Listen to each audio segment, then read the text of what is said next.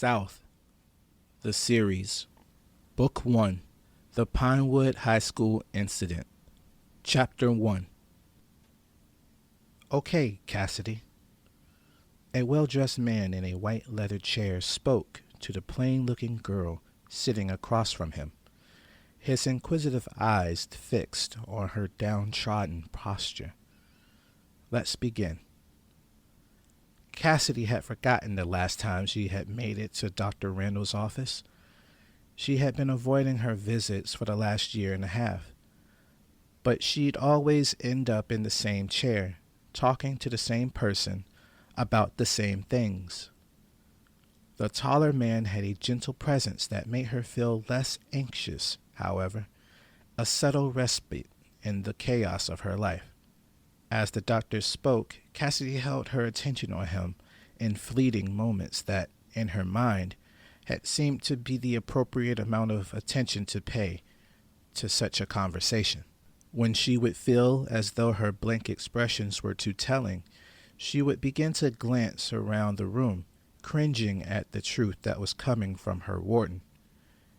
An audible cue in the form of a question she wasn't able to shrug her shoulders at forced her to look in his general direction and fiddle the bandage hiding the gash on her arm. "I've been doing better with cleaning it," Cassidy said in a lowered tone. "It doesn't hurt as much anymore." "That's good, Cassidy." Dr. Randall looked up from the folder he was reading from. "I'm sure it's difficult to look at, but sometimes we have to confront what makes us uncomfortable." Cassidy looked away from him again and tried to focus on the display of wall art and degrees that held firm to the walls of the well-decorated office. She felt her core tighten at the thought of her doctor bringing up the real reason why she was there, and wanted to control her reaction as best she could. But she didn't feel prepared. She darted her eyes back and forth to find something, anything, to help change the topic. But she had commented on every piece of art and bauble she could already in previous visits. With a sigh, Cassidy returned her head to the direction of the good doctor.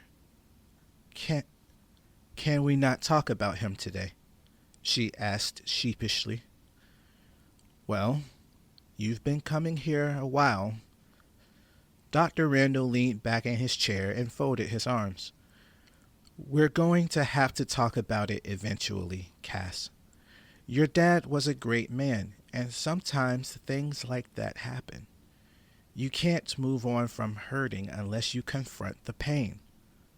A frown formed on Cassidy's face that, in her mind, didn't seem hostile in its intent, but caused the unwelcome reaction from the doctor nonetheless. The man leaned in to focus on her and seemed to stare directly into her psyche.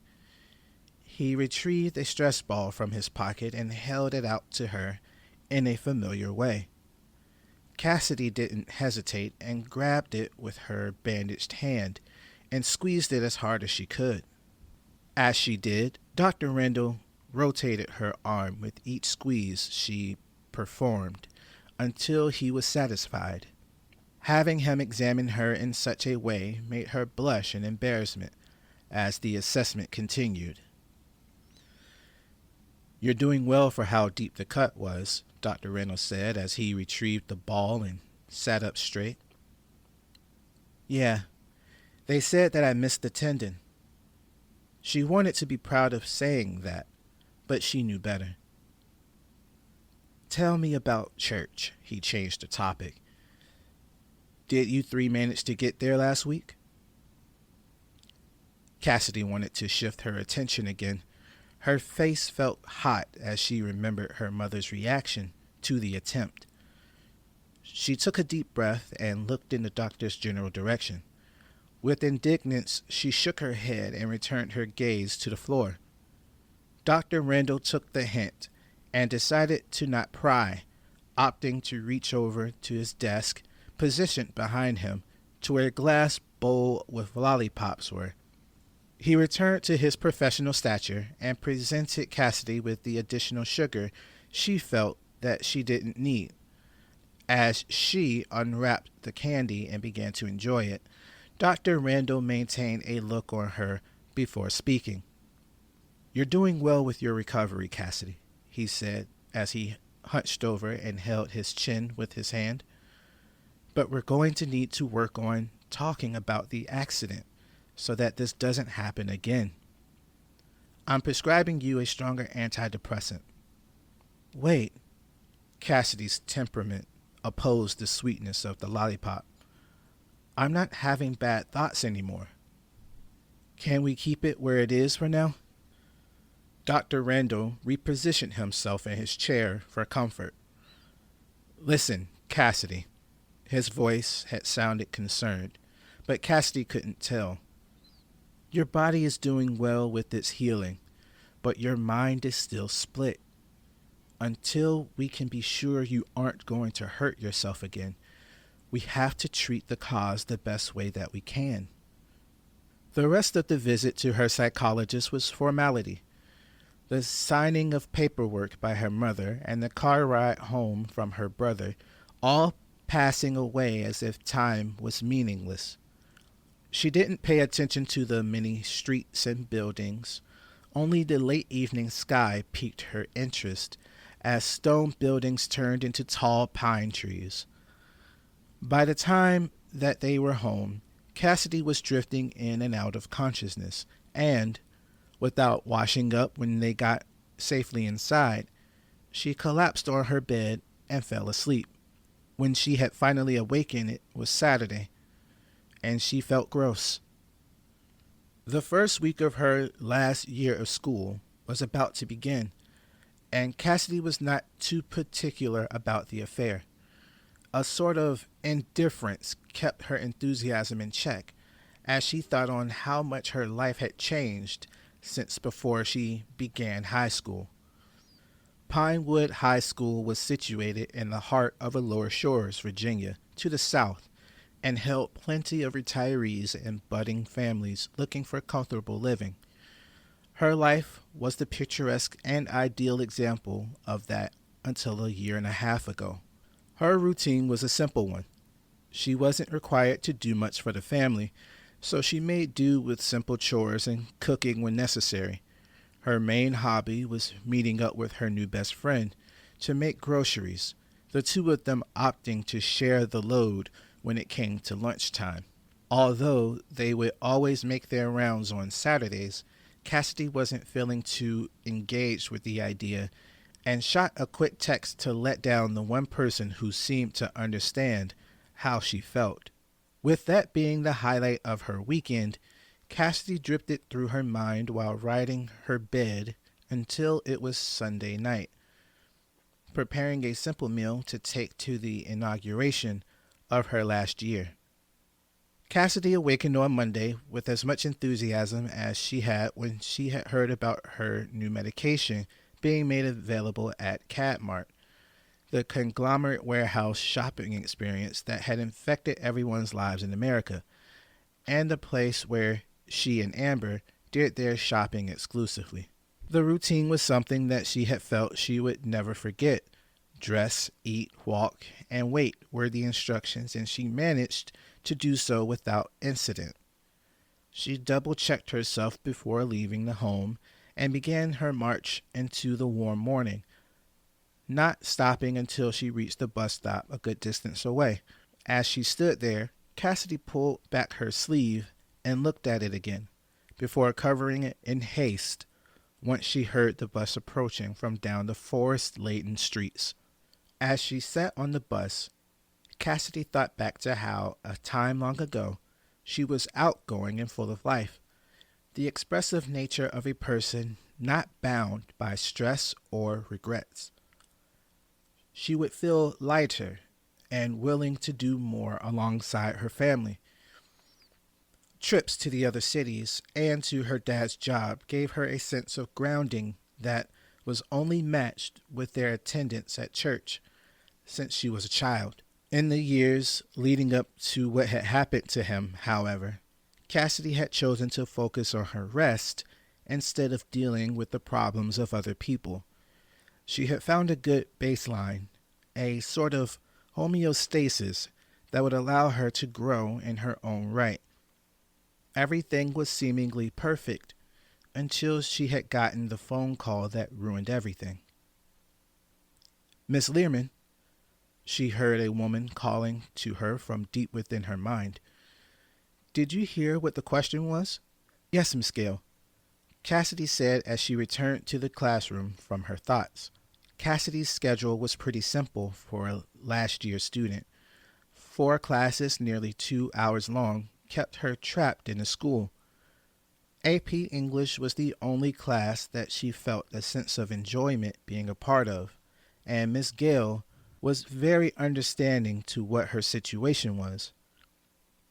Her history class and science classes were a standard affair, but the one class she knew was going to be a breeze was her remedial math class.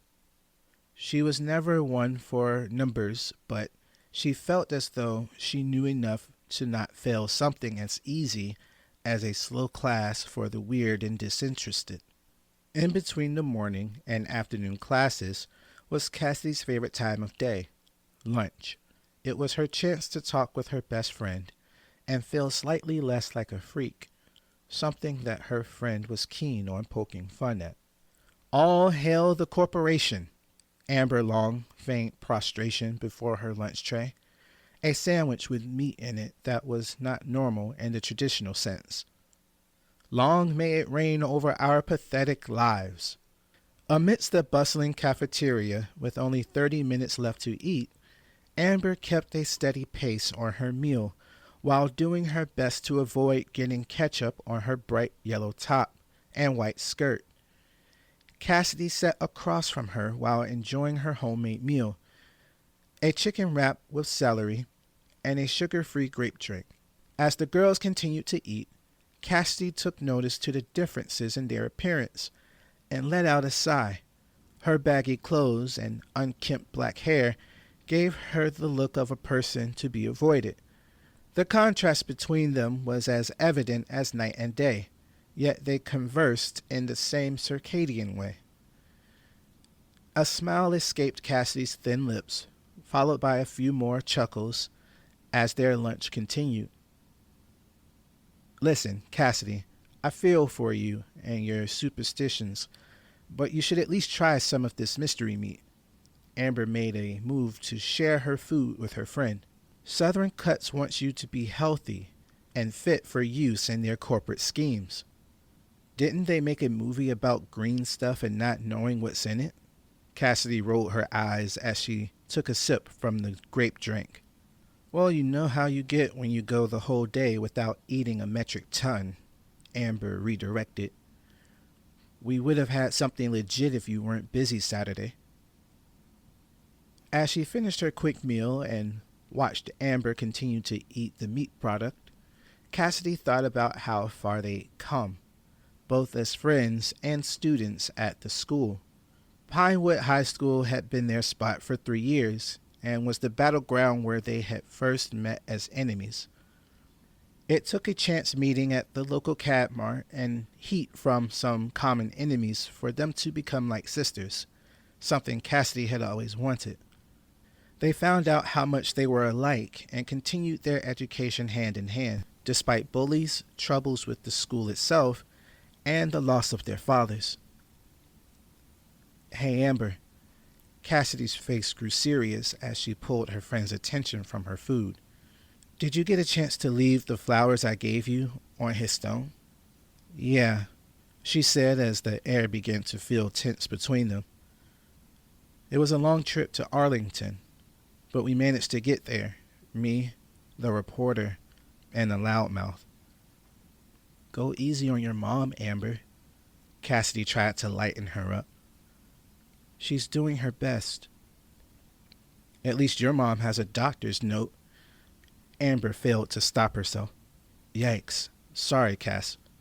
Cassidy didn't bother getting upset over what was going on at home since her first few breakdowns. She had spent so much time hearing pushback from the other students that she had developed the ability to let most of it go. She had begun to look at her life in the way the doctors were telling her to. The fact being that she was living. She still couldn't shake the feeling of living with such a heavy burden, however, returning to her mantra that no amount of prayer or wishful thinking was going to change the past. Cassidy took another sip of her soft drink and let her thoughts trail a bit. Does it still hurt? Amber motioned to the obvious wrappings Cassidy tried her best to have hidden within her long-sleeved shirt. Just itches a bit. Cassidy wanted to seem as normal as possible. Cassidy knew that they didn't have much time left to chat. Bringing up her past mistakes didn't seem to be the best of conversations to end their school lunch on. That was the problem with the city that they called home. There was seemingly nothing else to talk about other than farming, family businesses, and whatever drama sprang up that week. Disappointment began to set in as she finished her drink, while looking at the commercial for a skincare routine from Microcell Integration Systems, or MCIS.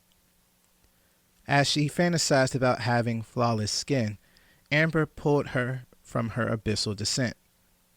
This algae meat really isn't half bad. Amber sloshed through a mouthful of sandwich as she tried to revive the mood. You sure you don't want any? Nope, I'm good. Cassie dismissed her friend's gross display of conversation.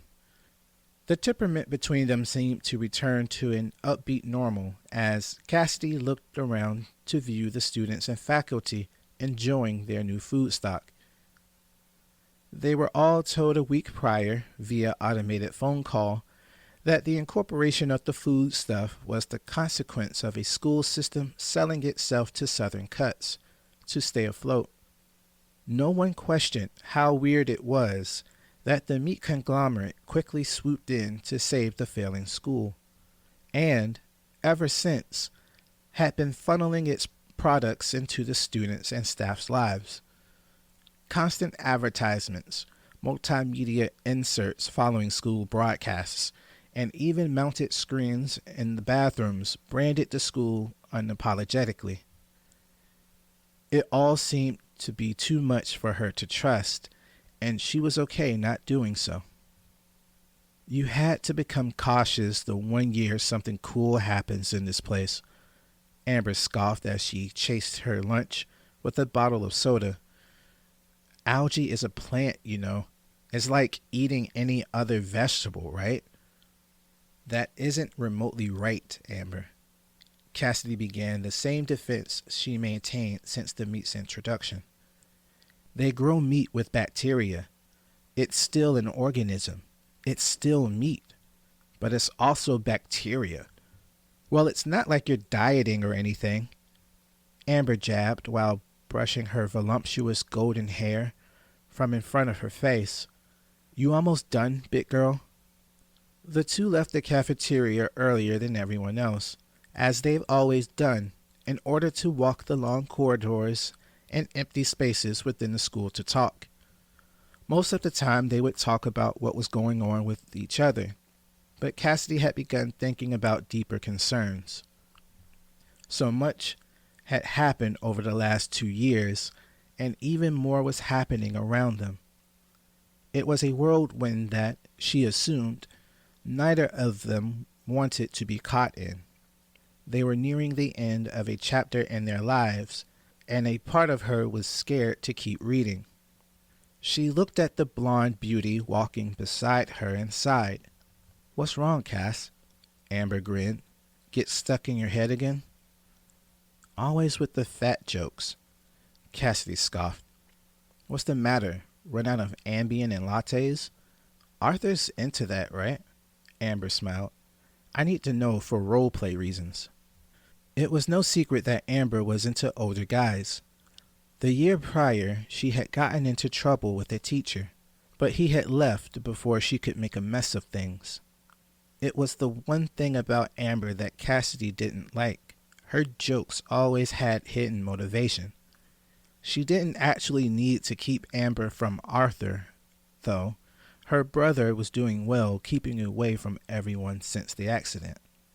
The 30-year-old was so full of life before, but now he was quiet and reclusive since returning home. I'm still worried about him. Cassidy frowned. Amber caught the hint and focused her attention on the updated paint and wall graphics extending the length of the main hallway. Since the last school year, the building had undergone much needed renovations, many of which involved improvements to the HVAC systems and electrical. For all of the negative feelings behind having a corporate sponsor, the school was being taken care of very well. Although many improvements were unnoticeable, the main one was to the CCTV and overall PA system of the school. Neither of the girls or any of the students for that matter liked the constant oversight to their daily routines. Kim says that the help Southern Cuts is giving is so that they can use us as a test bed, Amber mentioned as her eyes wandered away from a camera mounted from the ceiling. Weird for that to be approved so quickly, right? We're all subjects in someone's experiment.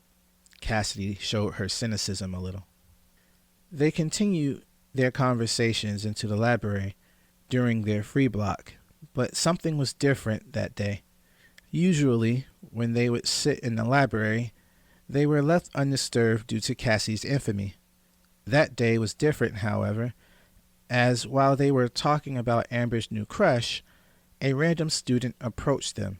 She was a taller, well-toned girl, most likely into sports or something of the sort, wearing loose jeans and a cute crop top. Her long brunette hair swayed over her left shoulder like a model preparing to show off in front of a camera.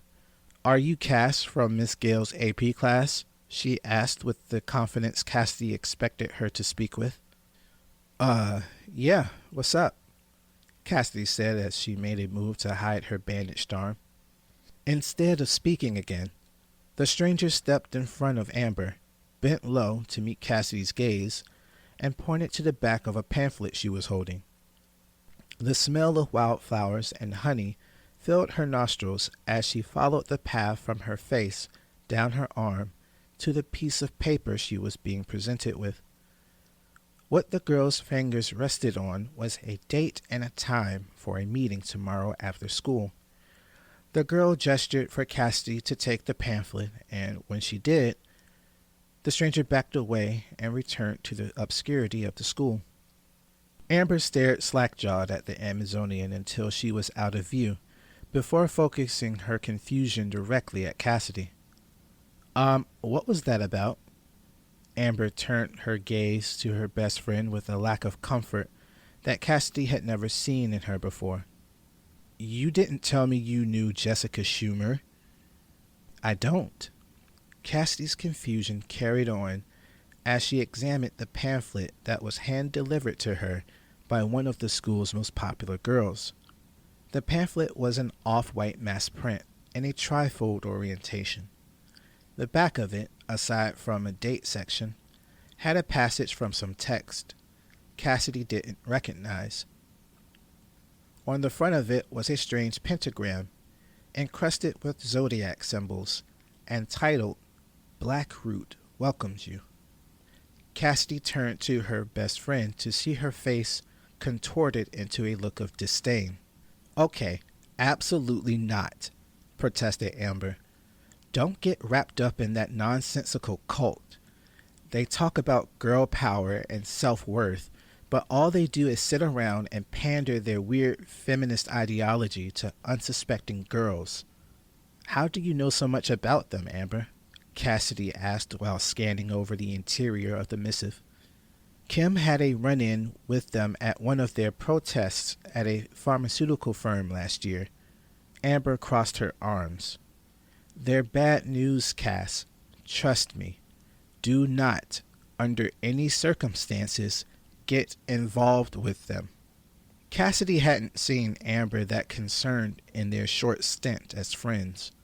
She was usually okay with the weird stuff Cassidy would try to get them into, but there was something else going on with her that she couldn't put a finger on. It was the sudden defensive posture she maintained while Jessica was there, and how she was shifting around, seemingly as though she was looking out for someone. The confident girl she thought she knew had begun to show something she was sure Amber didn't want to reveal about herself. Whoa, Amber. Cassidy was taken aback. All right, I'll steer clear. Good, Amber said with a slight sigh. Now let's get out of here. Hopefully we aren't cursed or hexed or whatever. As Amber marched ahead of her towards the library exit, Cassidy took a moment to watch as her friend pranced in front of her. She maintained that she didn't want to put Amber in a position that would make her feel uncomfortable, but she was curious to know why she was targeted by the Blackroot Coven to begin with. Was she being watched like something akin to what they were experiencing with the school? Or was she just being paranoid? When they got to the front of the library, Amber turned to her and made a gesture to dump the pamphlet into the nearby trash can. She did as she was commanded, but when Amber turned away from her, she reached back into the trash and snuck the pamphlet into her pocket before leaving. Come on, big girl, Amber smirked as she returned her attention to her. Do I need to get the wheelchair again? The girls made their way to the senior hall and stopped at the entrance as the bell for class echoed throughout the school. Cassidy and Amber, with shared eye rolls and a strong hug, separated to go their separate ways. Every time they would separate, Cassidy would feel a little sad because she knew she wouldn't see her friend again for the rest of the day, and it didn't seem fair. As she made herself comfortable in her remedial math class, however, another feeling began to bother her that she wished she could let go of: guilt. Okay, class, Mr. Bradley, her math teacher, forced her out of her thoughts. I hope that you all have been checking your emails and have done the pre-class assessment homework. If you haven't done it yet, then I'm going to purposely place you on my will not graduate list. Yeah, you don't want to be stuck with Crash It Cass over here, a degenerate in front of her said while flinging her long braids around to face her. That's enough, Brittany. Mr. Bradley tried to gain control of the situation. One more outburst and you're out of here. Got me? Brittany was a relatively new bully that replaced Amber once news of the accident reached the masses. People weren't very forgiving of the fact that her father was a political figure that reflected views not held in the majority, and after he had passed away, they made sure to voice their condolences as often as possible. The whole affair was being treated as a stick-it-to-the-man moment, even though the man was already dead, and she had nothing to do with his choices or views. After all that she had been through over the last few years, without her father to keep the peace in their family, Cassidy felt numb to the constant insults and pressure from her peers. It's all right, Mr. Bradley. Cassidy forced a smile. It's all good. Aside from that outburst, the rest of the day was seemingly normal. When the class was ending, however, a weird noise played momentarily across the newly installed intercom rested above the door to the classroom. It was a loud, low tone that made Cassidy feel as though her eardrums were going to vibrate out of her head. The interruption lasted for about 10 seconds and ended as abruptly as it had begun. The students all looked at each other in slight shock, but everyone seemed to be okay, all things considered. A sudden announcement came over the intercom that startled Cassidy slightly. Hello, students and faculty. This is Principal Morris. I would like to apologize for the sudden loud noise that played over the intercom just now. That was a test of our sound systems, and we will be working on troubleshooting it over the next few weeks. Thank you, and as always, go Rollers. The announcement ended, and the bell for the end of the day rang a few seconds after. As the students prepared to leave, however, someone began to shout for the teacher to help them. Curiosity overtook her as Cassidy followed behind Mr. Bradley and gasped when she reached the scene. There, sitting at their desk and holding their head back, was a gangly student. Everything below his nose was covered in blood, including his desk. Cassidy sat in silence on the bus ride home, her mind stuck on the image of the boy from earlier. She swam through her mind to try and make any logical sense of the occurrence, but found it tricky to rationalize.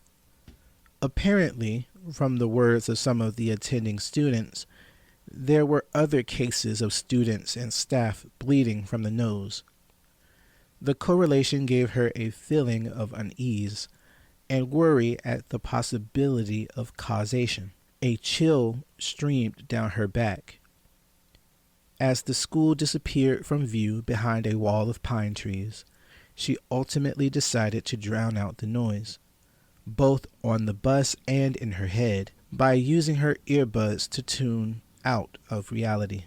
The drive through Pinewood towards her home was one of the more peaceful parts of her day, the calming vibrations of the bus helping to alleviate her stress as they passed the old infrastructure of the city. It didn't take forever, to her dismay, as only 20 or so minutes later, her school bus pulled up to the stop sign where she had stood for the last 11 years. She stepped off onto the unattended asphalt road that led home and did her best to enjoy the 5 minutes of walking she had to endure. She listened to the trees sing of her return while closing her eyes and imagining that she was somewhere far away. As she approached the 2-story home nested by surrounding woodland to its rear, she saw her mother was sat on the porch, smoking her anxiety medication while staring out into the wood line across the street. "Hey, Mom, are you okay?" Cass treaded carefully. "Hey, baby." Her sudden enthusiasm took Cassidy for a loop. "I'm doing great. You know that I had that idea for how I wanted to clean the front room? I was getting ready to start doing it, but your brother, he..." Her mother stopped to take a hit of her blunt and held it in for a good while before exhaling a cloud of smoke that billowed downward towards her feet. By this time, Cassidy was walking up to the porch, a bundle of late notices in her hand from checking the mailbox, and attempted to hug her through the wall of strong odors. She opted to offer the distraught woman her fist for a fist bump. However, she was ignored completely. Her mom took another quick puff of her medication before tossing the remnants of it into the yard and eyed her daughter. "I know I haven't been cleaning up and doing a lot recently, but you know how it is. Your brother, what happened to your daddy don't give him the right to control what I do." The dried streaks leading from her mother's bloodshot eyes told Cassidy all she needed to know about how their conversation went. She remembered the talk her and Arthur had with their mother's doctor, cautioning them to try not to trigger the aging woman's anxiety during her mania. She had done her best to avoid talking unnecessarily to her, but when Arthur had moved back into the house, their relationship had been strained. The fact had been that a lot needed to be done around the house and with their relationships with each other. Arthur was not as financially or mentally stable like their father was to be able to handle that responsibility, and the cracks were beginning to show. Cassidy ignored the heavy smell of weed by taking a deep breath, holding it, and giving her mother a light hug before calmly entering the house to confront her brother. She entered the home, past the small vestibule which led into the dining and kitchen area, and placed the bundle of mail on the kitchen table before marching up the stairs, discarding her book bag at her bedroom door. She maneuvered down the dark, narrow hallway towards the end where she stopped to collect herself before tapping on the white door that did its best to hold back the smell of alcohol and cigarettes. "Arthur," she called sheepishly. "Arthur, we need to talk." There was no response at first. The silence of the hallway began to poke at her psyche until she became irritated by it. "Arthur, I'm coming in," she said a little louder. To her surprise, the door was not locked, giving way to a dark interior that invited her with the smell of a filled ashtray and spilled beer. The walls of the room were painted black, done during his rebellious teenager years, with a few movie posters of slasher films dotting them. As her eyes trailed further into the abyss, she found the room's only occupant sitting by the single window that faced the back of the house, a cigarette burning in his rough fingers. He took a puff of it before dousing it into a nearby red party cup. "What?" Arthur asked without looking at her. "What?" Cassidy tried to gather her courage. "What did you say to Mom?" Arthur didn't respond at first. Instead, he chose to let out a frustrated sigh while picking up a beer bottle from somewhere nearby. After taking a swig of it, he placed it on the windowsill and turned to face her. "You triggered Mom again, didn't you?" She could feel her voice beginning to wobble. "The doctor said that—" "Get out of my room, Cass," he said in a direct manner, before returning his gaze to the backyard.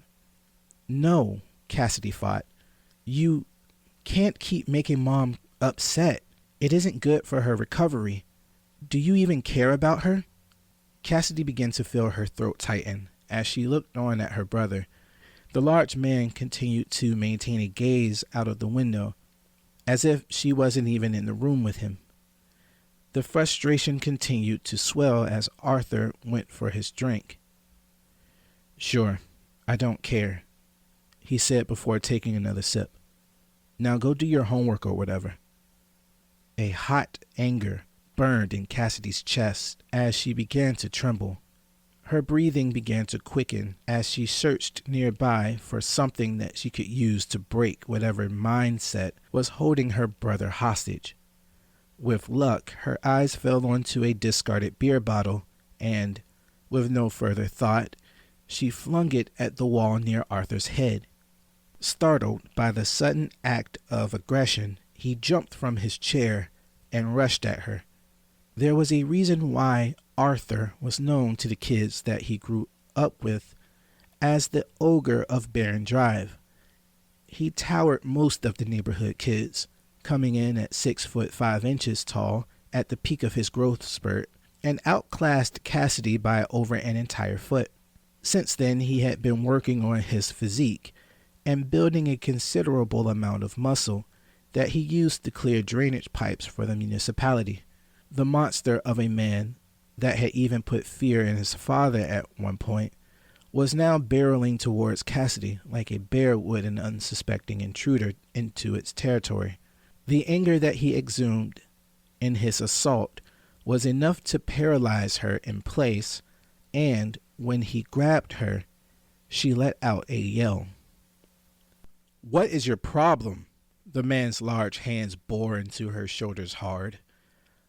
"I'm doing everything in this house, and you and Mom can't leave me alone for a minute?" Pain surged through her as the man's strong hands continued to apply pressure, and she winced while struggling to get away.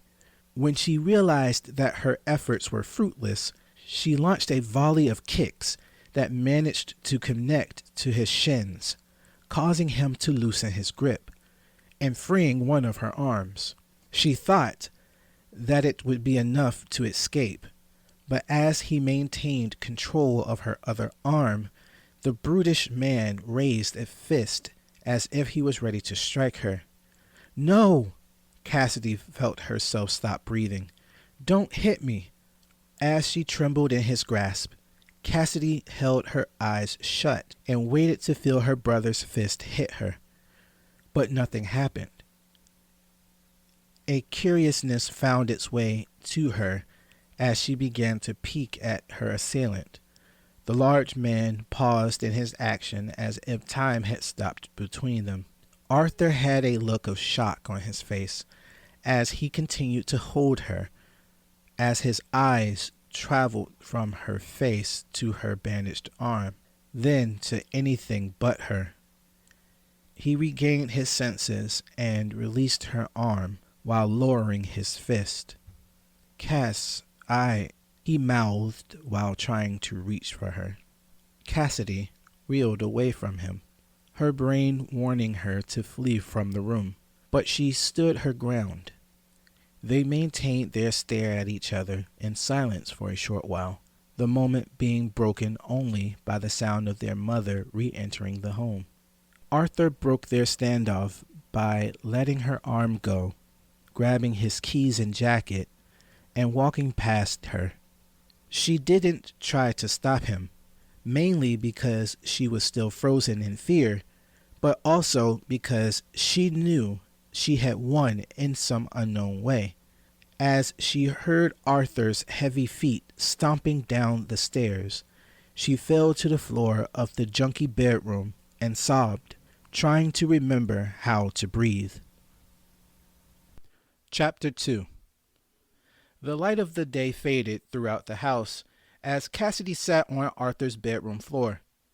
Her mind continued to race as she sat with her back against the wall, trying to rationalize what had happened between her and the man that she called brother.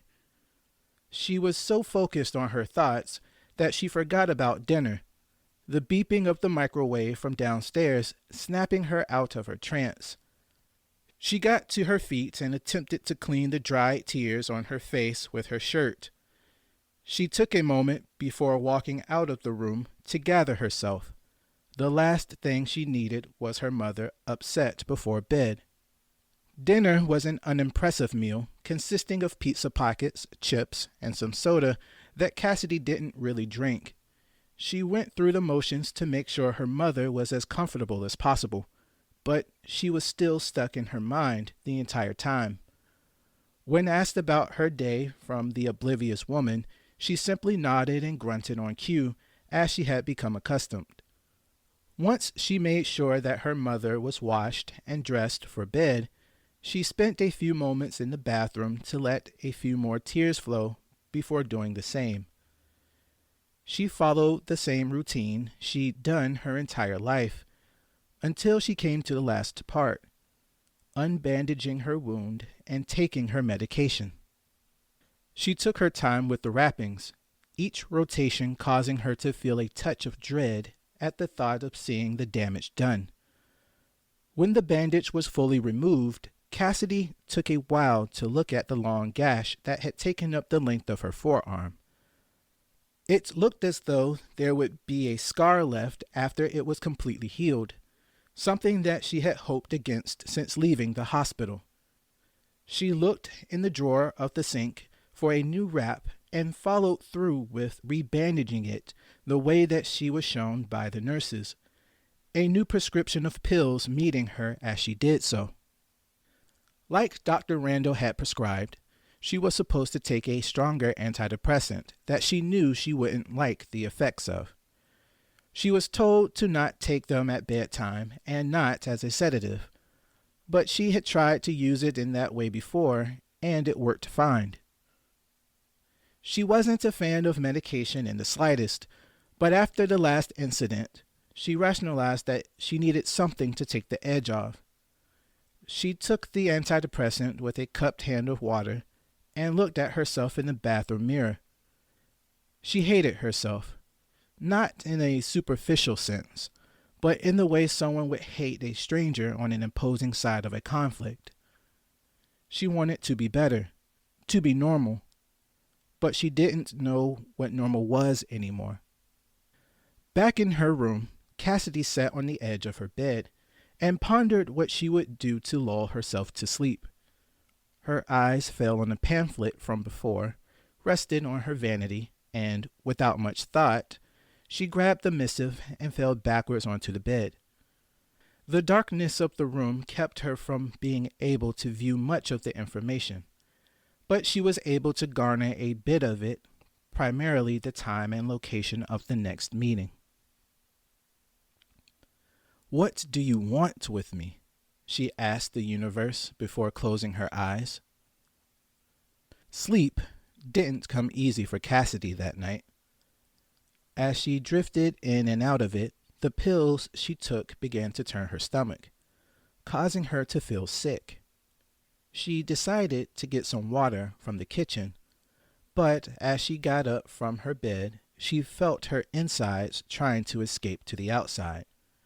She ran to the bathroom and hunched over the toilet to release what little contents were in her stomach into the bowl. After a good amount of time had passed, she rinsed her mouth out with mouthwash before sitting on the toilet a while longer. The pain in her stomach had seemed to be too much at the moment, but when it had seemed like the worst of the episode was over, she got up and headed downstairs to get her water. As she walked, Cassidy decided to use her phone to check her social media along the way. The act of scrolling through endless content on the texting social media app Hunter made her feel, at least for the moment, like she was somewhere else, another dimension where she could live vicariously through her peers. There was a time where she would join in on the social discourse of her day, but that time was no more. Too much had happened for her to share openly with the group. After drinking her water and witnessing too many of her classmates lying about their lives, as well as an unfiltered rant from Amber about older women minding their business, she decided to get off the site and head back to her bed. When she had returned to her room, she fell onto the bed and rolled over on her back to stare at the ceiling. She let her mind drift to thoughts of her interaction with Arthur, thoughts that she knew wouldn't be considered healthy, but she didn't know what else to think of. Everything else had seemed to be falling apart around her, and she felt frustrated. She would have begun to cry again, but before she could dwell further on the topic, she had fallen fast asleep. She didn't consider herself to be much of a dreamer, but that night Cassidy was visited by strange images. She saw herself at school, doing what she had always done with Amber at her side, but something was off. She was popular, and people were smiling as she walked the halls of the school. Teachers were ecstatic to see her, and Brittany was left with a jealous scowl upon witnessing her magnificence. She somehow ended up outside at the football field near the bleachers and saw a woman with beautiful black hair turn to her, but she couldn't see her face. "Cassidy, no!" A familiar male voice echoed in a muted scream, the reverberations of which seemed to wash over her in a wave of desperation. Cassidy's eyes darted open to see the dark interior of her bedroom slightly illuminated by the light blue sky outside her window. She lay there a moment to try and regain her footing in reality before rolling back and forth to find comfort. She gave up after a while and picked up her phone to see that she was 30 minutes away from having her morning alarm go off. The alarm featured the musings of a high-pitched cat singing about going fishing, a trigger to the memory of making her dad laugh hysterically when she first played it. Cassidy hadn't spent much time thinking about him that year.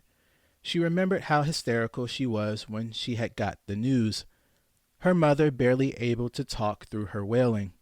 She had survived the crash and was well enough to watch over him at the hospital, but her erratic behavior had made the doctors seek out Arthur for aid. Arthur was at work, and his phone was on silent, so they had called her. She remembered how angry her mom was with Arthur when he had finally shown up, going as far as to punch and kick him. She remembered all the details that didn't matter, but the one thing she found herself losing the memory of was his face. Cassidy got up from her bed after touching the faint scar on her inner thigh, washed and dressed, and combed her hair before heading downstairs to prepare breakfast. There was a time where her mother would be up before her to cook and clean, but one morning after the incident, Cassidy had found her standing in front of the stove, trapped in her mind. The pot she was cooking with was on fire, and the flames were licking the vent hood rested above. Luckily, Cassidy had been having trouble staying asleep due to the medications, and rushed in to extinguish the fire before they were burned alive. As she prepared the kitchen for use, Cassidy turned on the TV to listen to the morning news. There was a house rule put in play by their family's therapist to keep the news to a minimum, but with her mother still asleep, she felt comfortable enough to listen to it for a little while. After preparing the usual eggs, bacon, and cheese for sandwiches, she grabbed the TV remote and turned on the large screen, viewable from the island countertop she conducted her work on. Turning to yet another political storm, Pinewood Mayor Robert McKenna has gone into hiding after threats to his life have been made public on last Tuesday. This coming on the near second anniversary of the mayor's term after a close primary run. The Democratic mayor's aide, Abigail Dumont, made the following statement, quote, "The mayor is currently in fear of his life and will continue to do his sworn duty, even in isolation for the time being. Many skeptics of the older mayor have noted that the threat to his life comes after an increasing crime rate spanning his rise into office and the marking of 1 year since the death of former chairman of Pinewood's Redevelopment and Housing Authority, Mark Learman." Cassidy turned off the TV before they could show his face again and paused a moment before continuing to make her food. As she completed her task, she noticed that her heart was beating quicker than she expected, so she took a moment to collect herself before finishing. Once all of the necessary cooking and cleaning was out of the way, Cassidy prepared to leave her home when she discovered a note on the end table near the front door. It was crumpled in a manner that seemed as if it were previously balled up and contained hastily written letters with stains covering some parts. "Sorry for yesterday. There's a lot going on. Here's 20 for school. Bro." A tiny grin cracked her face as she took the money and the note and placed them in her pocket. She left her home and made her way to the bus stop to wait about 4 minutes before seeing her yellow chariot approaching from further up the road. When the bus came to a stop and opened its doors for her, she entered, got to her seat, and rode off into the sunrise to yet another session of orchestral masterpieces. As the day progressed, Cassidy went to class and maintained her mornings as she had usually done. She had always started her mornings alone, but as she was going to her second class, she was met by an unusual text from Amber. It had seemed as though it were important, her friend spouting messages detailing her drama with the guy she mentioned before, as if she was the one to tell. When her messaging had seemed to reach its conclusion, she was met by a strange request that had made her wonder about the validity of the person she was receiving the messages from. It was a request to meet in the school's parking lot in the next few minutes, a sort of plea for her to ditch her next class in favor of helping with a developing situation. "I've got to be in class, Amber," Cassidy responded, in hopes that it would be enough to end the conversation. It wasn't, however, and Cassidy soon found herself walking towards the student parking lot with an overshadowing sense of insecurity. She had known Amber to pull silly antics and to frequently attempt to skip school to meet up with guys she had met online, but this had felt different to Cassidy. The way and how inauthentic her best friend was in her responses, as if she was being told to say certain things. When she had reached the far end of the school, where the parking was, she saw her best friend standing near two people in front of a white van. They were two guys. One looked quite older than the girls, and the other was slightly younger and was smoking a cigarette. There was an obvious familiarity to their relationship, as when Cassidy got even closer, Amber began to fawn over the older guy, while the younger one began to laugh. When she was only a few feet from them, Amber decided to focus a little of her attention to her friend. "Yeah, Cass, what's up?" Amber's voice expressed her indifference well enough. "Hey," Cassidy began with a doe-like innocence. "Is everything okay?" "Wow, she's kind of cute, Amber," the younger guy chimed in. "Should have known you'd be holding out on us." Amber looked Cassidy up and down for a second before deigning to respond to the younger guy. It was the way how she disregarded her as an annoyance that had made Cassidy begin to understand how her best friend really felt. She had stepped out of line by being complimented, albeit unwarranted. Cassidy would normally let Amber say what she wanted in front of guys, but as she looked at the two unknown people that her friend had brought into their friendship, she began to grow increasingly worried about their safety. Amber rolled her eyes after looking at Cassidy and returned her attention to the younger guy. "I'd figured you'd be into bigger girls." Amber knew that she was throwing darts. "Feel free to climb that mountain if you want." Cassidy's face began to heat up as she watched her best friend begin to make out with the older guy. She was so focused on what Amber was doing that she didn't notice the younger guy approaching her and trying to grab her. When she felt him touch her shoulder, she instinctively reeled back and stepped away with a defensive stance. The younger guy took a step back and put his hands up in a feigned pose of innocence. Amber finished her session with the older guy to watch what was playing out as if she were a ruling lord judging the actions of her subject. "Whoa, chill out, girl." The guy tried to make peace. "That's about as much as you're going to get out of her," Amber said as she chuckled. "Looks like you didn't bring your climbing gear." Cassidy took stock of the situation she was in and how Amber enjoyed the attention. She wondered how she could best get Amber to separate from the two guys, but she was drawing a blank. Amber was so set in her ways that most attempts to get her to see reason or do anything would always end with Cassidy being berated with insults and slander until her ego was satisfied. That would have been fine in that instance if it was only between the two of them, but there were two guys watching their actions, possibly looking to have their way with them in some gross base sense. "Amber," Cassidy began as humbly as she could maintain, "can we maybe go somewhere and talk alone?" "Why?" Amber asked in an almost convincing way. You see, Cassidy was a real saint, went to church and everything. The two guys began to laugh at Amber's remarks, which, in turn, increased Cassidy's body temperature. There was no mistaking it.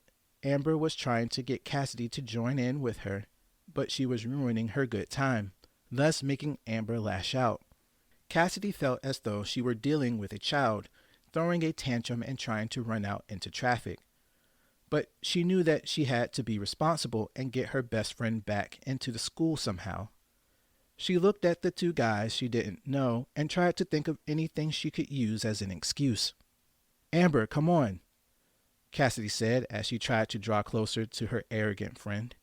When she stepped closer to Amber, instead of being able to interact with her friend as she willed, Cassidy was stopped by the older guy, using his large frame to keep the friends separated unapologetically. Cassidy felt her core tighten as her mind instantly went to her fight with Arthur. She began to tremble as she prepared words in her mind to try and defuse the situation. As the stare down heated up, however, Amber placed herself in front of them and pushed Cassidy away from the aggravated man. Hey, babe, it's all good. She tried to placate. She doesn't matter, right? It looked like she needed to be put in her place, the guy said as he continued to stare at Cassidy. Yeah, bro, let's get out of here. The younger guy chimed in. It's not worth the trouble. Cassidy continued to stand her ground and watched as the three of them turned to retreat inside of the van, the younger guy deciding to drive while Amber and the older one walked to the sliding door. She wanted to run up and grab Amber's hand, but she knew that the struggle would only invite more violence from her friend's other companions, so she didn't do anything else. As the van that Amber was so comfortably willing to enter turned over, her best friend decided to turn to her for a last time. Grow up, Cassidy, she demanded as she placed her finger on her wrist and dragged it up her arm. We both know you're not innocent. With that, Amber followed her escorts into the van and pulled away from the school in a blaze of smoke and loud music. Cassidy stood in the same spot for a while to try and make sense of what had happened to her, her shallow breathing making her feel dizzy.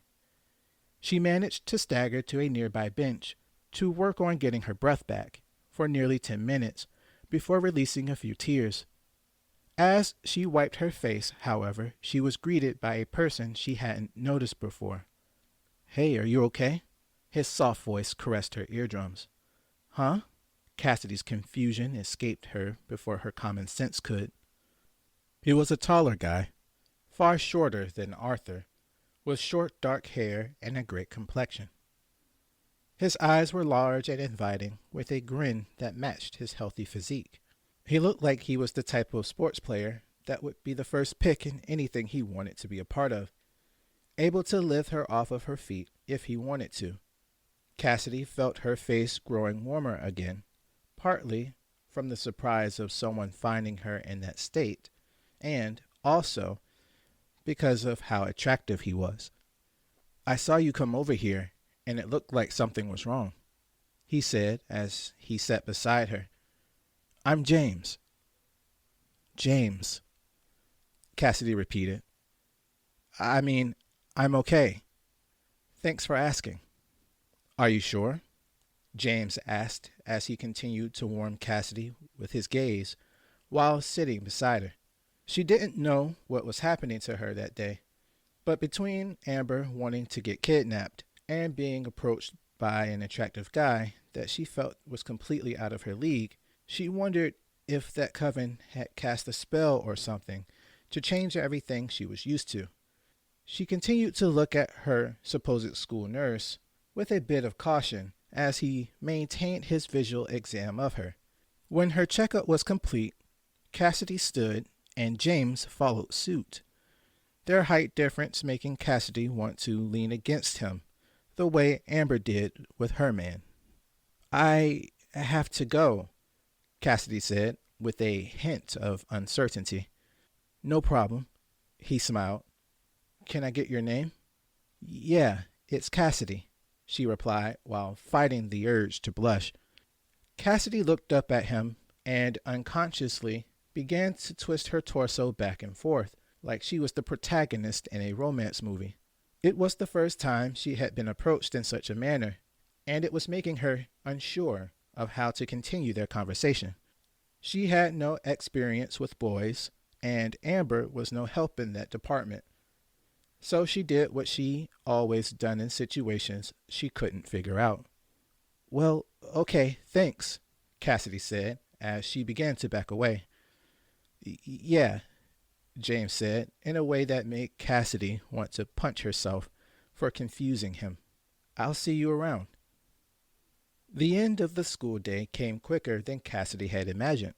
Her normal routine of rushing to the bus to get to her favorite seat was, instead, replaced with her wandering throughout the school in a vain attempt to pass time. The coven meeting was at 7 o'clock, and at the last check on her phone, it was only 4:47. With a sigh of indignance, she kept her pace through the school's emptying halls, waving at several staff members that called her out by name. As she made her way down one of the junior halls, She came across a classroom with two teachers speaking in hushed tones. Her curiosity got the better of her, and once removing her earbuds, she leaned in against a nearby wall to listen in. Not to mention that the cult we're growing with those witches, one of the teachers, a man, had said. Learning? The only thing we're teaching these kids is how to be consumers and complainers. There isn't much we can do about it now, began the other, also a man. They're bringing in a lot of attention to the school, and Morris isn't going to pass that up. Not to mention how deep we're in with Southern cuts. I know what I'm going to do, the first teacher said.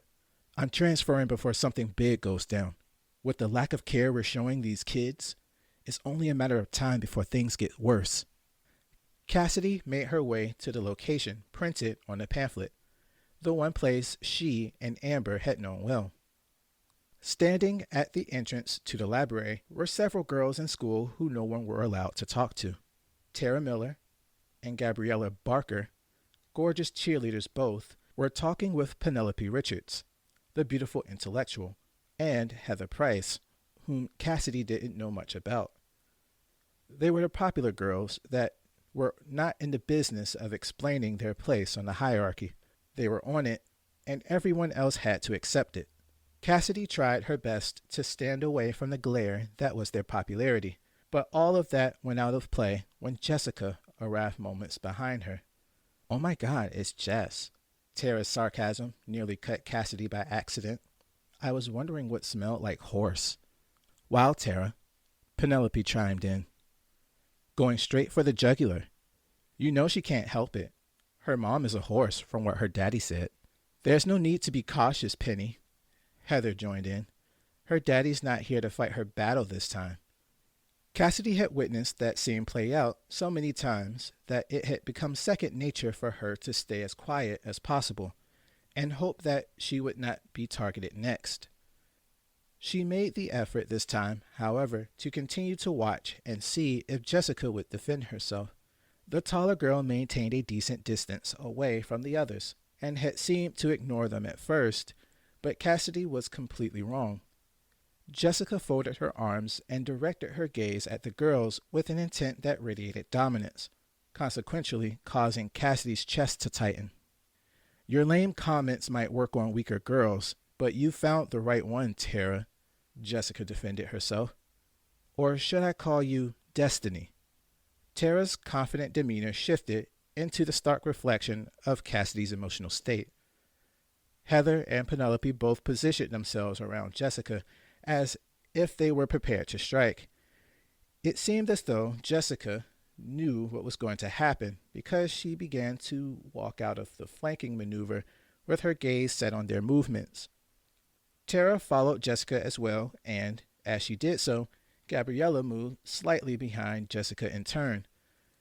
The tension the five girls were putting off was too palpable and nauseating for Cassidy to focus. She further cowered into herself by stepping away from the scene, her mind focused on preparing an escape. The only thing she could think about was how fast she could run and how far she would need to go to find help for the girl who gave her a chance. Before she could make a move, however, something weird had happened that caused her to question her understanding. As the attack commenced, Jessica was indeed grabbed from behind by Gabriella, while Tara and the others began to tickle the helpless girl. This went on for a few moments until Jessica cautioned her friends that she would pee on herself if they didn't stop. With a slight indignation, Gabriella let her go, and the others stopped their attack. Laughter escaped their lips as all of them began to engage in light-hearted banter and easy conversations. Cassidy began to release the built tension in her shoulders, but as she took a breath, she was called out by the same instigator who forced the pretend fight. And who is this? Tara eyed Cassidy up and down the way that an inquisitor would be used to doing.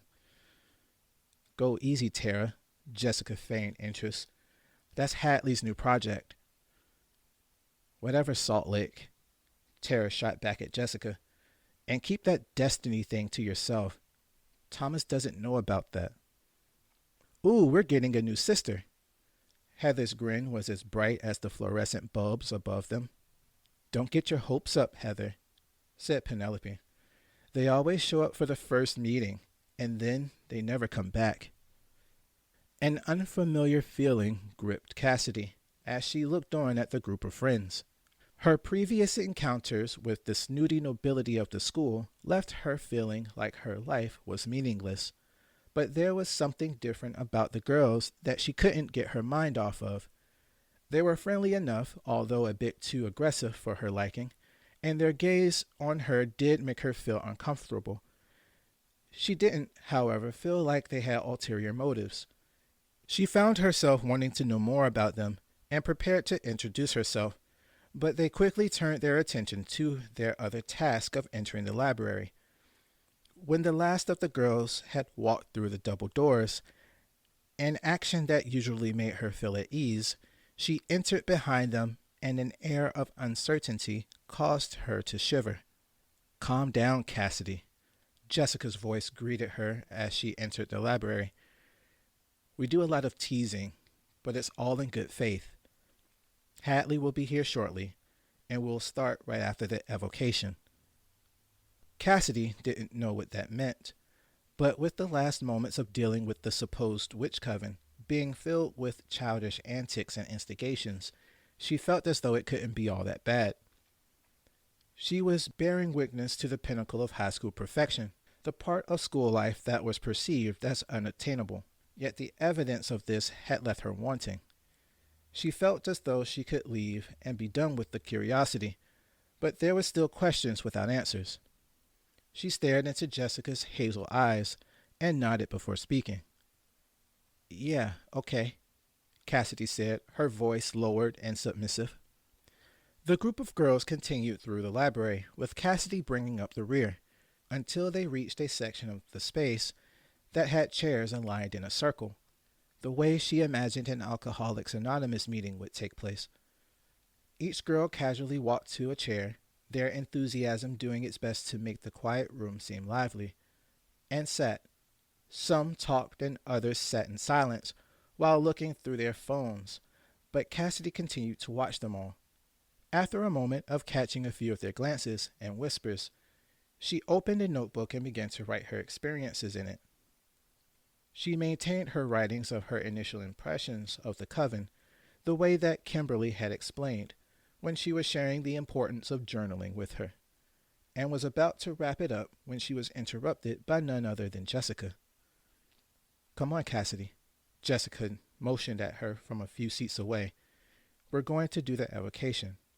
It's a sort of meditation before every meeting." The girls had all stood and joined hands by this point. Cassidy was the only odd one out, which made her feel slightly embarrassed. She put up the notebook and did as she was told, joining the girls in their circle and completing it by holding Jessica's and Tara's hands. They were all linked together, Jessica maintaining her air of leadership as she commanded Penelope to begin. The shorter girl began her oration by invoking nature, the essence of life, and her attunement to water, to unite the girls as one mind. She proclaimed her intention to be the ease of gathering, and finished her proclamation by leading the circle in a chant, the words of which Cassidy had no idea she knew. "O sisters, joined by fate and bound by spirit, our voices are one, our hearts are open." Cassidy began to feel lightheaded as her heart raced. Her focus was entirely on Penelope as she spoke, but her mind felt as though it was wandering around the group and filling each of the girls' wants and desires. She tried to pull her focus back to the words the girl was mouthing confidently, and managed to do so as the chant finished. She felt a little dizzy as the girls put their hands together in some sort of prayer-like gesture.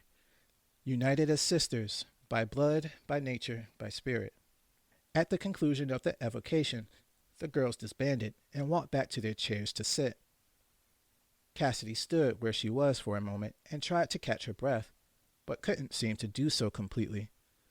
Penelope, pulling her attention away from whatever Gabriella was saying, shot back to her feet and rushed over to Cassidy, garnering the attention of the other sisters as she did so. She felt her body go numb and before she could fall to the floor, she was quickly rescued by none other than Jessica. The taller girl's body felt warm against her as she lay limp in her arms. A light floral scent tickled her nose. As she began to regain her focus, she saw the other girls surrounding her, and shame washed over her. My voice. Jessica's voice began to reach her. Come on, girl, snap out of it. What happened? Cassidy said as she regained her sense. Jessica didn't respond at first. She looked at the others before helping Cassidy stand on her own.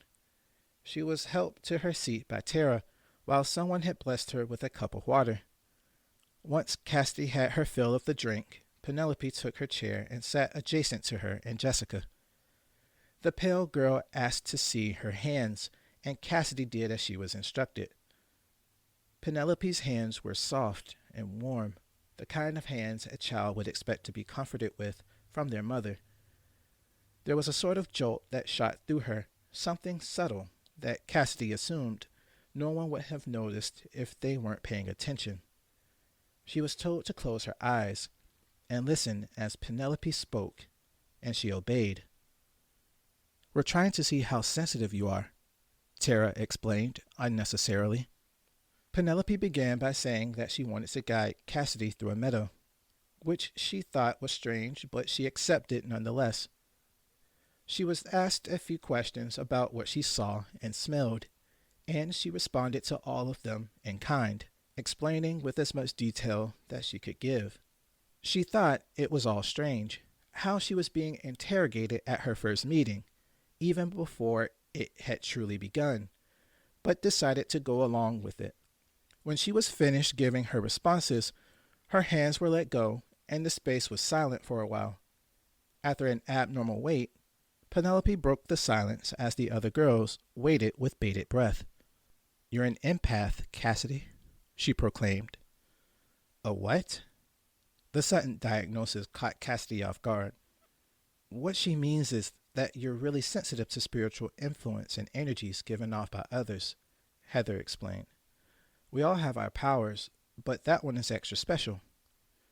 As the rest of the girls began talking about powers and influences, Cassidy began to wonder how she would escape their group without being too weird about it. She had heard of that stuff before, superpowers and weird groupthink that led cult members to give up their lives in order to grow in powers and truths. It was one thing to be an outcast because of her life, but she wasn't sure that joining those girls and their practices was the best decision she could make. She began to prepare an excuse to leave the meeting when, as if the shadows of this dark school didn't want to conceal her any longer, a woman emerged from within the library, with little to no sound. What is all of this, girls?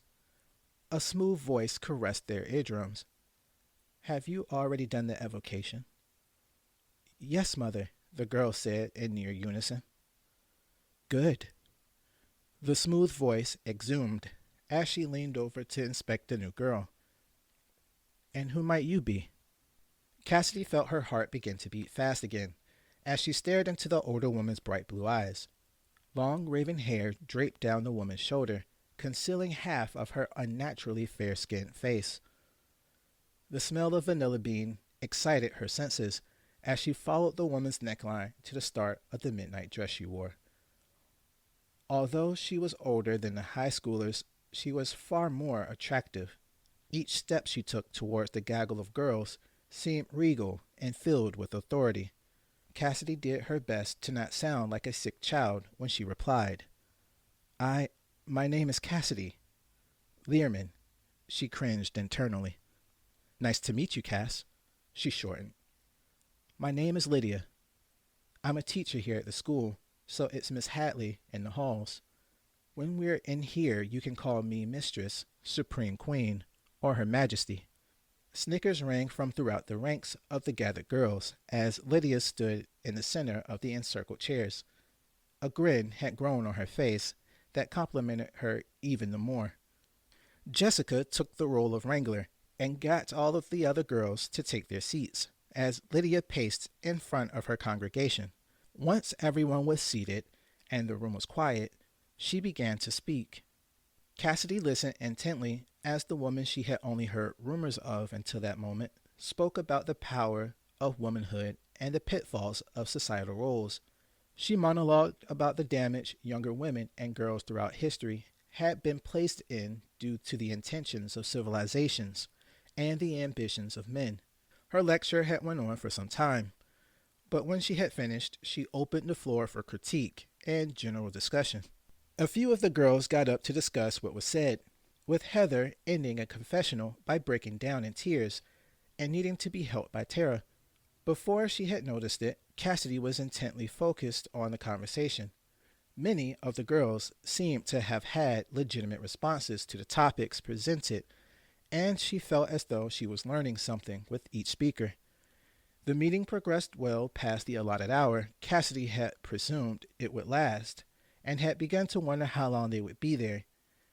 Before she could ask any question to allude to that, however, she was abruptly called on by Lydia, who seemed to be keeping an eye on her the entire time.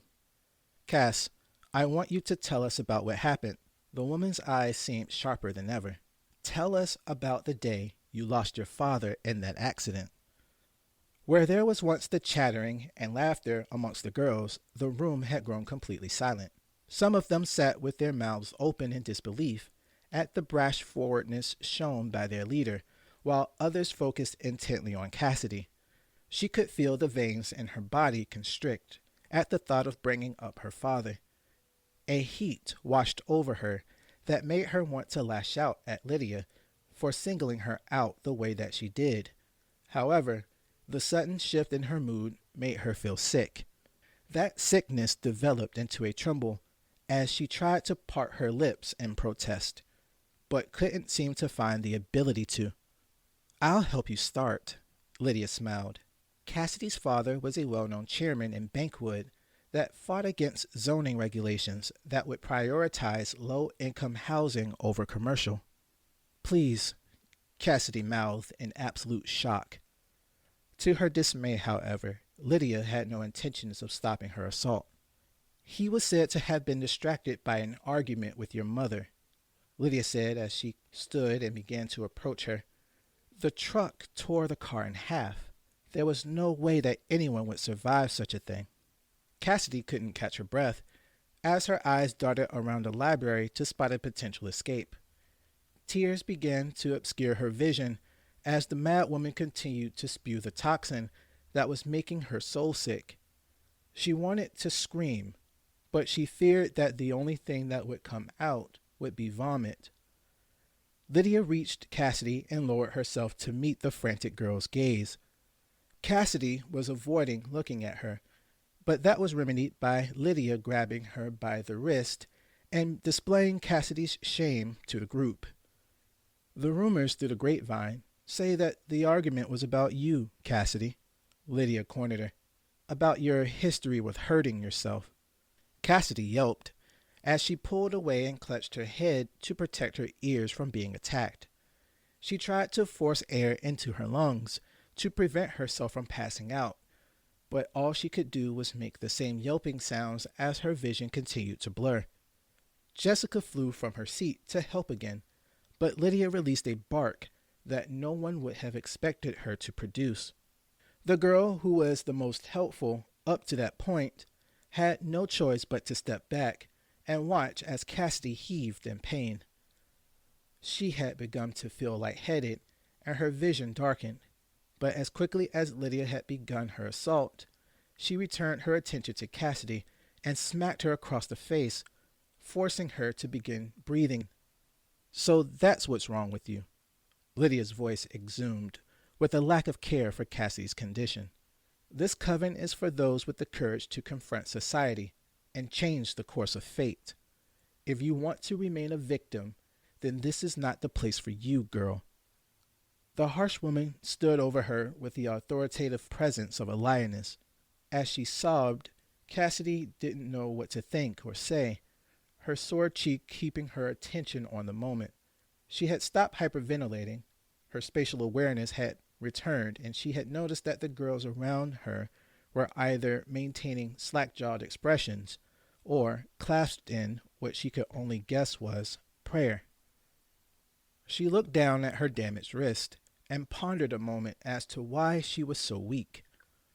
With great effort, she calmed her sobbing and looked up at the dominatrix with a determination she didn't expect to produce. I don't know how to go on. Cassidy was finally honest with herself. Lydia didn't change her expression at Cassidy's revelation. Instead, the woman turned to her congregation and addressed them as though the last few moments didn't happen. My daughters, Lydia began to pace. Before you is a broken vessel, a lost soul looking for a home. Will you accept her into our sisterhood and treat her as one of your own? A moment of hesitation allowed the silence of the school to fill Cassidy's eardrums as she looked back and forth at each of her gathered judges. Some of them began to whisper, while others sneered and snickered. Only one of them maintained the same composure out of the gaggle, that being Jessica. When their eyes met, Jessica stepped forward and knelt beside her, maintaining her gaze as she spoke. Cassidy, is this what you want? Jessica's question wasn't said with force, but Cassidy could feel the weight of it. Do you want to call me sister? I have to go, Cassidy said as she darted to her feet and dashed out of the library, leaving the sisterhood she desired to join in the catacombs that was Pinewood High School. Chapter 3. I don't care what you say, Queen Amber bellowed as she sat across from her only subject in the school lunchroom. You keep freaking out and messing up the cool things I set up. Cassidy, relieved that her best friend wasn't murdered by the two strangers, sat in silence as she ate her homemade meal to Amber's abuse. The weight of the other night was still fresh in her mind, thinking about what she would say to Jessica if she saw her again. The thought of abandoning the group made her cringe as she sipped her drink. She wondered, even after being slapped, if Miss Hadley would consider her joining. After all, it was the first group of people that wasn't Amber that seemed to want her for what she was. Are you even listening to me, big girl? Amber huffed, while taking a bite of her pizza. I'm glad that you're okay, Amber, Cassidy smiled as she continued with her meal. The rest of the week was surprisingly quiet, with most of Cassidy's time being spent focused on her studies and chatting with Amber as if nothing had happened. She was accomplishing what she had set out to do since the start of the school year, that being to complete the year without any incident, and she was beginning to feel confident. As she was wrapping up yet another day in Mr. Bradley's math class, she took a moment to glance at her phone, a message from Amber demanding her immediate attention. Hey girl, going to a party tomorrow night. Cassidy read the message as if she could hear her best friend speaking it. You're coming with, so let's go shopping at Stacy's. Cassidy sighed at Amber's forwardness, knowing that she was trying to get her to explore and grow, but always in the wrong ways. Cassidy didn't get a chance to respond as, when she was about to, the bell for the end of day rang and forced her to put her phone away. A quick stop at her locker to put some of her books away was all she needed to move along to the bus ramp and leave the school. When she got to the ramp and approached her bus, however, she was approached by the one person she would not have expected. Jessica. Cass, wait up, the fitness model called out as she walked quickly to Cassidy. Cassidy felt her heart begin to speed up as she viewed the girl approaching her. She didn't know what to say, thinking back to the other evening. She told herself that she wouldn't say anything about it to anyone, as, even if she did, what would be the point of angering every popular girl at the school over a simple slap and some hyperventilation?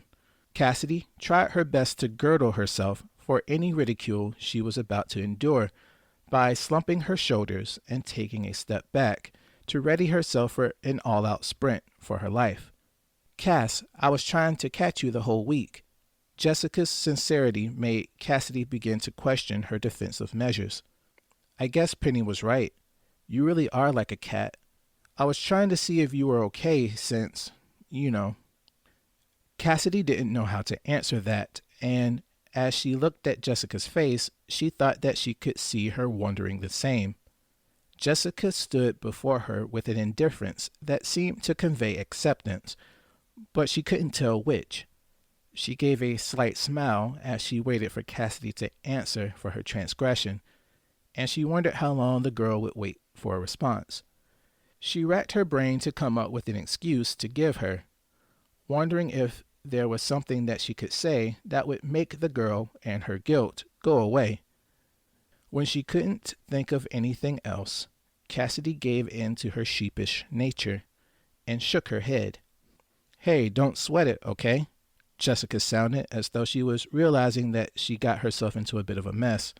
Listen, I know what happened the other night was pretty trippy, but we aren't like movie witches, Cass. I know, Cassidy said as awkwardly as possible. The two girls stood near each other for a moment, and it had seemed as though her pursuer would grow bored and move on to another project. At least that's what Cassidy had hoped. It was one thing for her and Amber to be friends. The wild blonde-haired girl was as reckless as Cassidy was shy, and they made it work. She could see nothing but trouble coming from someone as put together as Jessica. Of all the kids in Pinewood High School, from every background and social status, it was her that Jessica laid her eyes on. The silence between them came to an end as the engines to the buses began to start up as if they were about to race each other. Here, Cass, Jessica said as she reached into a leather handbag that matched her so well Cassidy didn't even notice it.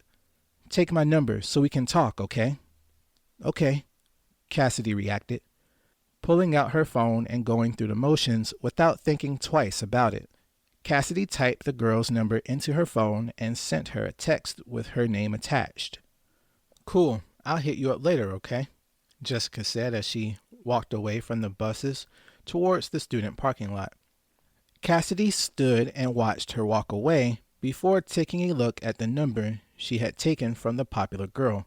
She tried to ponder why Jessica was trying so hard to have a conversation with her, but was stopped short of her thoughts when the buses began to pull off. She quickly boarded her bus, got to her seat, and stared out of the window as she had done countless times before. The students that were on the bus with her were filled with excitement over the prospect of doing things over the weekend, but Cassidy's indifference began to turn into caution, wondering what the weekend had in store for her. When Cassidy made it to her bus stop and began to walk home, the uneasy feeling that festered in her mind since leaving the school seemed to grow with each step she took. Her thoughts began to fly around what had happened to her at the Coven's meeting, and why one of their members would continue to deal with her despite witnessing her reactions to it. She then thought about her best friend and the trouble that she was trying to put Cassidy into. With the insistence to go to the party she didn't want to attend, Cassidy's frustration as to the seeming lack of options began to weigh on her.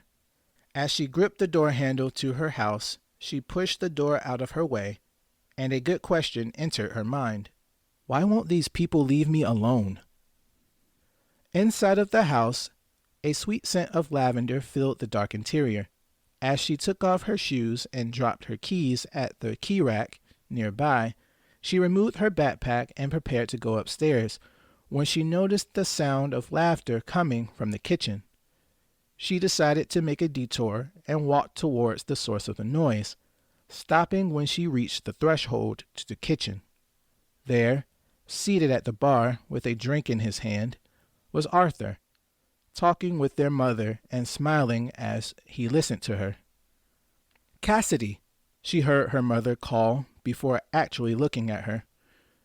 "Welcome home, sweetheart." The enthusiasm her mother spoke in took Cassidy by surprise, more so than the fact that the two were sitting in the same space without a single raised voice or broken glass. Arthur nodded to her as he took another swig of his drink, which didn't seem to be alcoholic, but she couldn't tell.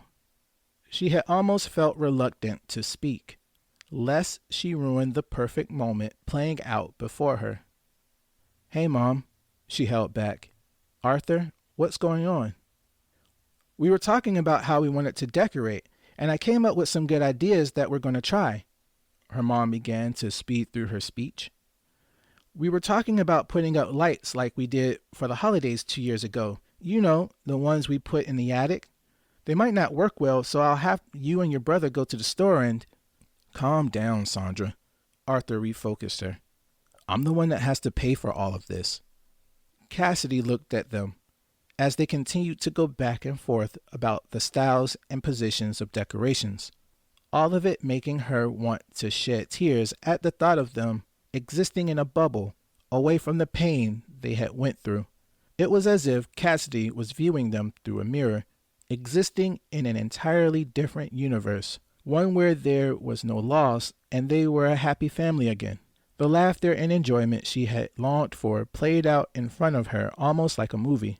The illusion she was witnessing continued to prevail until, after getting overly excited, her mother made a crack in the glass that sent Cassidy's constructed reality crashing down.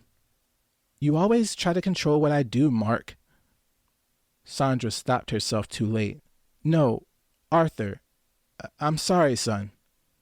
Arthur didn't say anything, choosing to ignore the mistake by finishing his drink and standing up from the bar.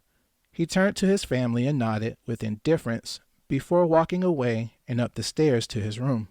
Cassidy looked on at her mother, who, realizing the weight of what she had said, buried her head into her arms and began to cry.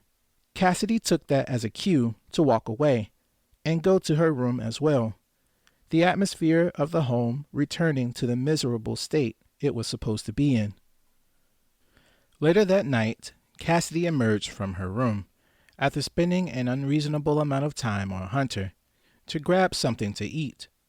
As she did, she managed to cross paths with her brother again, and thought about how rare that had been as he acknowledged her presence.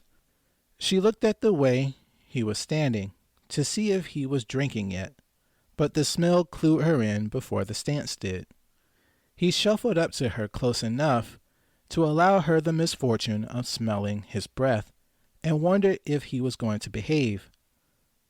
"I wasn't mad at Mom earlier," he slurred. "It just caught me by surprise, you know." "Yeah," Cassidy tried to remain neutral to the drama. "I was going to head out for a bit." He made Cassidy uncomfortable at the thought. "Did you need anything?" She didn't want to make him mad again. The thought of him charging at her like before made her stomach tighten. But she didn't want him to get himself hurt, or worse, someone else. With a feigned smile, Cassidy made up in her mind that she would be the older sibling that night, and made sure that Arthur stayed home. She walked with him as he got to the key rack and made a decisive move to hide his keys. "Hey, Arthur, where did you put your phone?" she asked, as if he didn't actually have it. "I don't know," he stammered as he looked around, as if expecting to find it staring at him like a person. "You should go check your room." Cassidy maintained a level of cool that surprised her. With an indignant shrug of his shoulders, her brother began to take her up on the offer, and took a few steps towards the stairs before stopping and turning to face her again. Cassidy's heart skipped as she stared at her towering drunk brother and waited for her plan to fail. To her shock, however, Arthur staggered over to her and threw all of his weight on her while giving her a hug. It was so out of their normal means of communication that Cassidy let out a yelp, which made Arthur quickly release her. "Oh, hey, my bad." he said as he caught himself before stammering back. You look like you were sad, and you have to warn me before you do stuff like that, Cassidy said in a stern manner that she didn't mean. I'm okay, you just surprised me. Listen, I'm your brother, Cass, Arthur confessed. I'm always going to be there for you, and I know I messed up before. I shouldn't have. I'm not going to. Arthur held his hands to his mouth and made a sort of head motion to indicate that he was about to lose whatever was left of dinner. Cassidy braced herself for what was going to be a night full of cleaning up Arthur's puke, but he managed to control his outburst, reducing it to a loud burp that echoed throughout the house. Cassidy stared at her brother for a moment, and then the two of them burst into laughter, Arthur doing his best to be slightly louder than her. She was ready to tell him to lower his roaring, as to not wake up their mother when, as she calmed down herself, she witnessed her brother cry. The sudden shift in his demeanor took her aback, as she watched him fall back onto the stairs and weep into his large hands. Cassidy snapped herself out of her confusion and made her way over to her brother's side to comfort him. She met him on the stairs and placed her arm over him while leaning into his hunched back. They remained that way for some time until, when his sniffling was finished, he stood up and gave another bear hug to his small sister before going to his room. Cassidy waited a moment before going up the stairs, but when she did, she decided to peep into Arthur's room and smiled a little when she saw him passed out on his bed. What a big baby, she familiarized. She made her way to her bathroom to take her medication and to prepare for bed. But when she had gotten there and looked at herself in the mirror, she saw that she had dried tear marks under her eyes.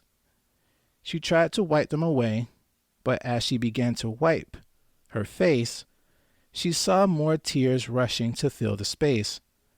She stood there, under the pale light of the energy-saving light bulbs of the small bathroom, and continued wiping for what had seemed an eternity.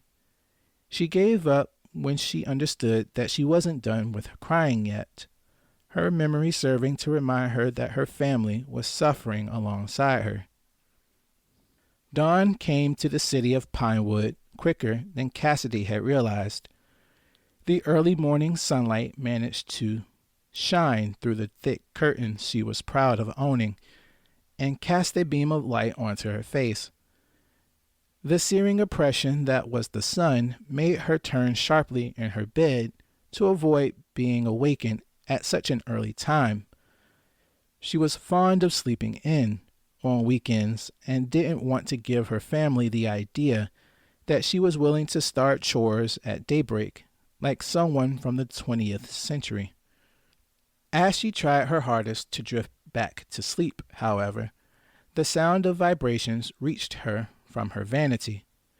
She thought about the only person that would call her and pondered what trouble Amber found herself in to call so early. She groaned a little as she rolled around in her bed to reach the phone and sighed when she retrieved it. When she saw who it was that was calling her, however, she quickly sobered up and hesitated to answer for a different reason. It wasn't Amber who was calling, it was Jessica. Cassidy cringed as she swiped to answer the phone call and left a good pause between her action to insinuate her indifference to the person calling. Hello? She tried to sound as if she was already up, but Jessica heard through the rouge. Hey, Cass. Jessica's enthusiasm was like a shot of coffee. Sorry to wake you, but I was wondering if you were free today. I wanted to continue talking to you about before. Oh, it was nothing really, Jess. Cassidy felt strange, being so casual. I'm okay, honest. Cassidy knew that she wasn't convincing, but she didn't know how to continue a conversation revolved around her inability to express how she felt. The honest response she felt she should have given was that she was not okay with being told that she was special, to then being slapped in the face by a teacher and made to walk home. The event began to play itself again as she listened to what Jessica was trying to explain away. That was until she heard something that made her refocus on the girl on the other end of the phone call. "Yeah, you should come out to the farm and we'll talk more out here.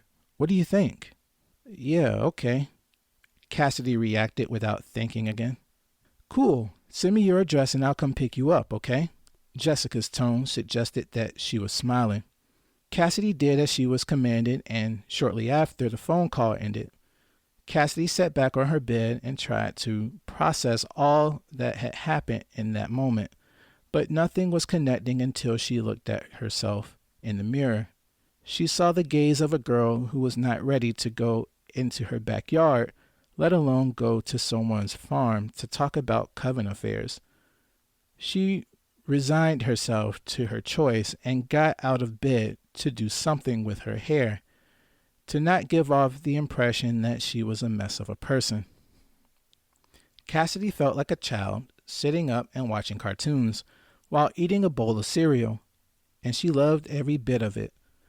The house was churning from the going-ons of Arthur and her mother getting themselves ready to leave for an appointment. Her mother was to be seen for an update to her medications, and Arthur was the only one able to drive, so she was about to be alone for a good half of the day. As she continued with her nostalgia trip, Arthur walked into the kitchen and grabbed some pain pills from out of a cabinet. "Rough night?" Cassidy smirked. Arthur didn't say anything in response to her sarcasm, except release a grunt as he swallowed the medication and began to brew himself a coffee. Moments later, after the coffee was made, her mother came down the stairs and entered the kitchen as well, dressed as if she was being forced to take Arthur to soccer practice. She chuckled at the thought and continued with her demanding bowl of cereal while switching the channel to some other cartoon. "Oh, hey, Mom," Cassidy said as she swallowed another mouthful. "I was going to go out later with a friend, okay?" "Yeah, okay, Cassidy," her mother said without paying much attention to her. "Arthur, I'm ready to go now." "Sandra, you should go put another shirt on at least," Arthur contested. "They're going to think that you're not doing better." Their mother stared at Arthur for a moment as if she wanted to tell him off, but surprisingly didn't engage with him and walked back upstairs with a sigh. Cassidy wanted to let Arthur know how harsh he seemed, but when she looked at him, she could see that he understood that he messed up, taking a look at his coffee with a sigh before taking a slower sip. It didn't take long for her mother to find another shirt and to put it on, as when Cassidy had begun to get into another episode of her cartoon, they were leaving out of the door and locking her in. The rest of Cassidy's morning was simple and easy with sugary foods and cartoons, only paused by bathroom breaks. It was nearing 12 o'clock when Cassidy received a message from Amber asking about going for some last-minute shopping before the party. Cassidy was about to respond to her, but then stopped herself, her promise to Jessica influencing her to ignore the rambunctious blonde.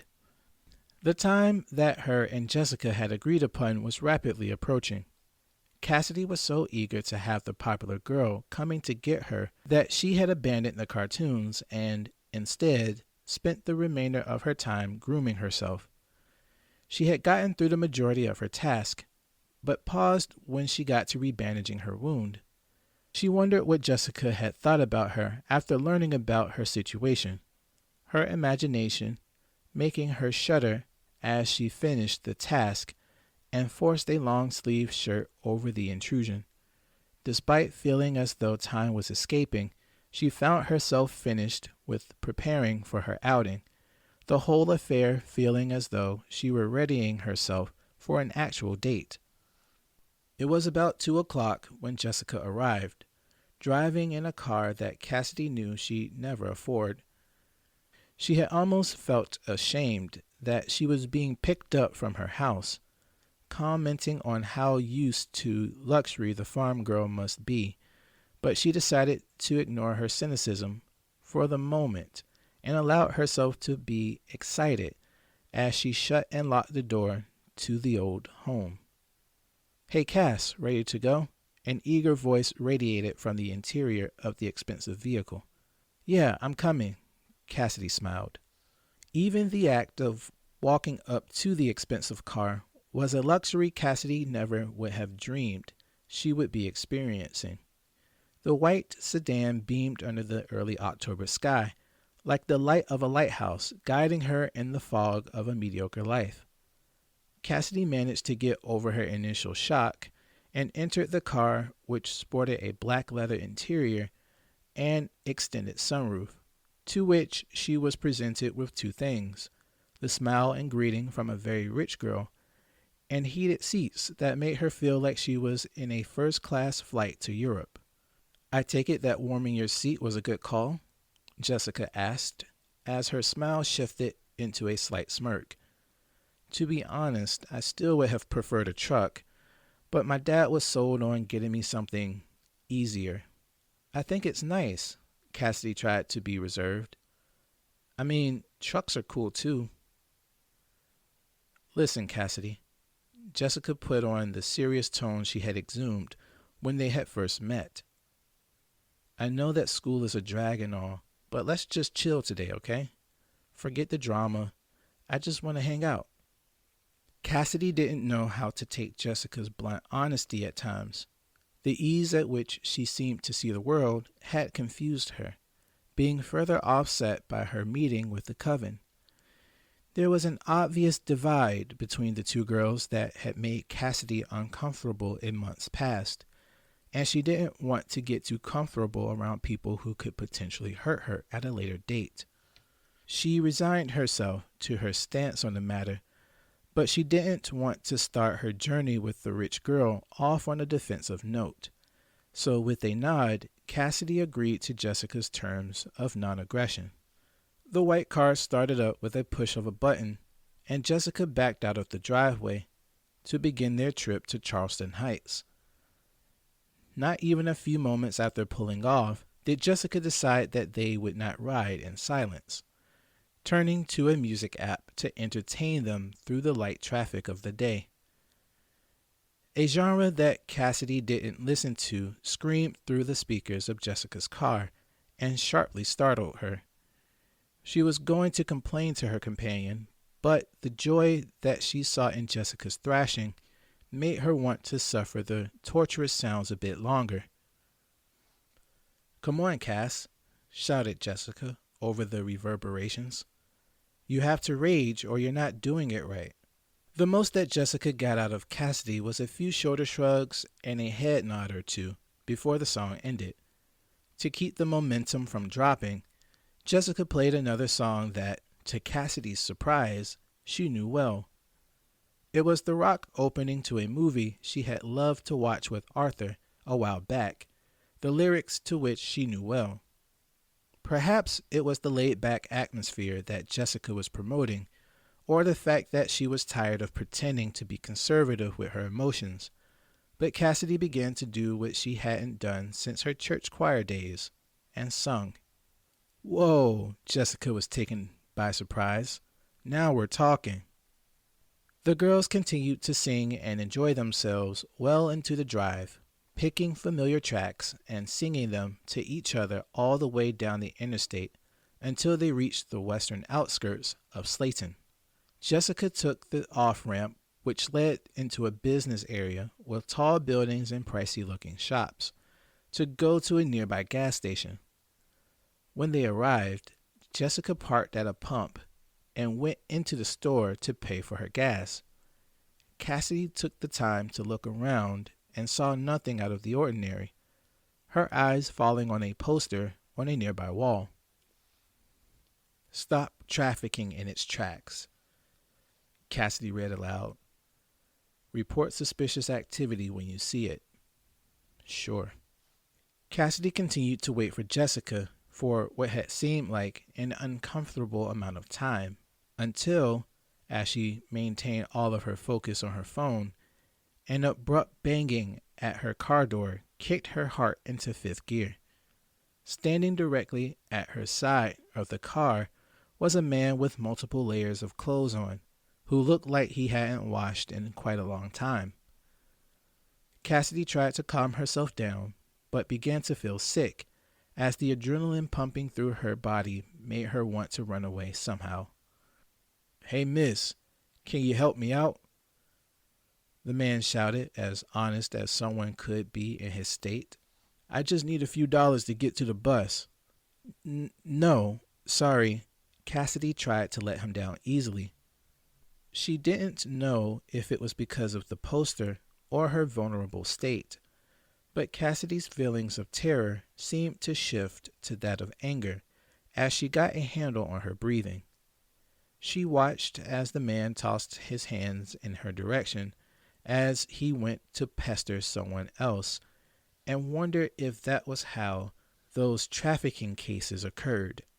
People seeming to want something from another person as innocent as a few bucks, only to become violent and steal their victim away to some dark corner. A chill ran down her spine as her mind filled with the many ways that the interaction she just had could have gone down. So much so that she didn't notice that Jessica was finishing pumping the gas. Hey, are you okay? Jessica asked as she got back into the car. You look like you've seen war. Just saw that poster about trafficking. Cassidy trailed off as Jessica's car pulled away from the gas station. Yeah, make sure you're paying attention to the wolves, Red, Jessica said as she turned her radio back on. You don't want to get eaten. As they pulled up to the farm, Cassidy was stunned at the gate entrance. The black automatic fence that kept the world out of Jessica's family's affairs gave such an impression that she failed to comment on the acres of land set before them. The green expanse that lay before them was marred only by the paved road that led to a very large ranch home with stone siding. It took them another few minutes to reach the roundabout at the front of the home, which had a fountain that was not turned on at its center. When Jessica had stopped the car, Cassidy was prepared to ask her if she was being pranked. We're here, Jessica said while opening her door to step out onto the roundabout and walk to the front door of the large house. Cassidy followed Jessica's lead to the point of only getting out of the car. She couldn't help herself in looking around and marveling at the farm. There was so much space to run and be free that she had to remind herself that she was with a classmate. She grounded herself and refocused on her guide, who was opening the wooden double doors with glass panels at their center. As the doors swung open, Cassidy made sure to be present at the reveal and gasped as her gaze fell onto the foyer. Welcome to my family's farmhouse, Jessica visibly smiled as she caught Cassidy's slack-jawed expression. This place is... Cassidy held her mouth as she looked up at the very large crystal chandelier suspended from the ceiling. You really live here? Last I checked, Jessica chuckled as she walked further into the home. Come on, Cass, there's more I want to show you.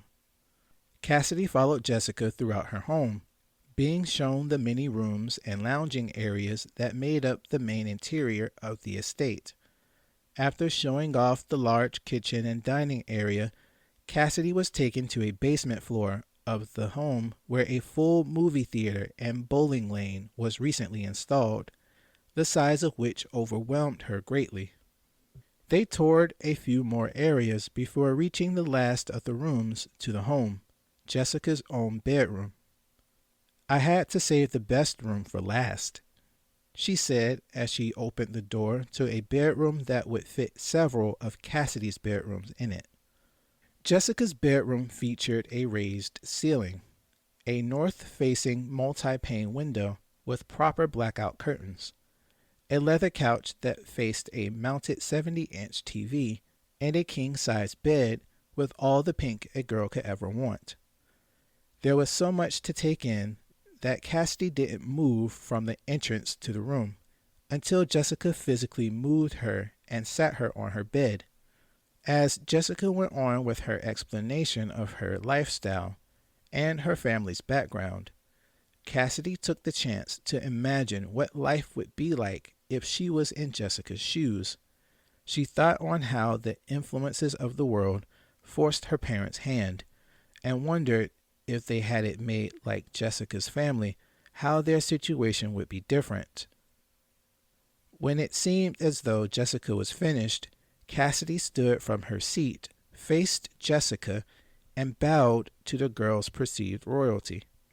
With another chuckle, Jessica gave a curtsy gesture and walked over to her desk in the northwestern corner of the room that housed a seemingly expensive laptop. "Here's where I keep tabs on everyone using my sophisticated hardware," Jessica said as she opened the computer.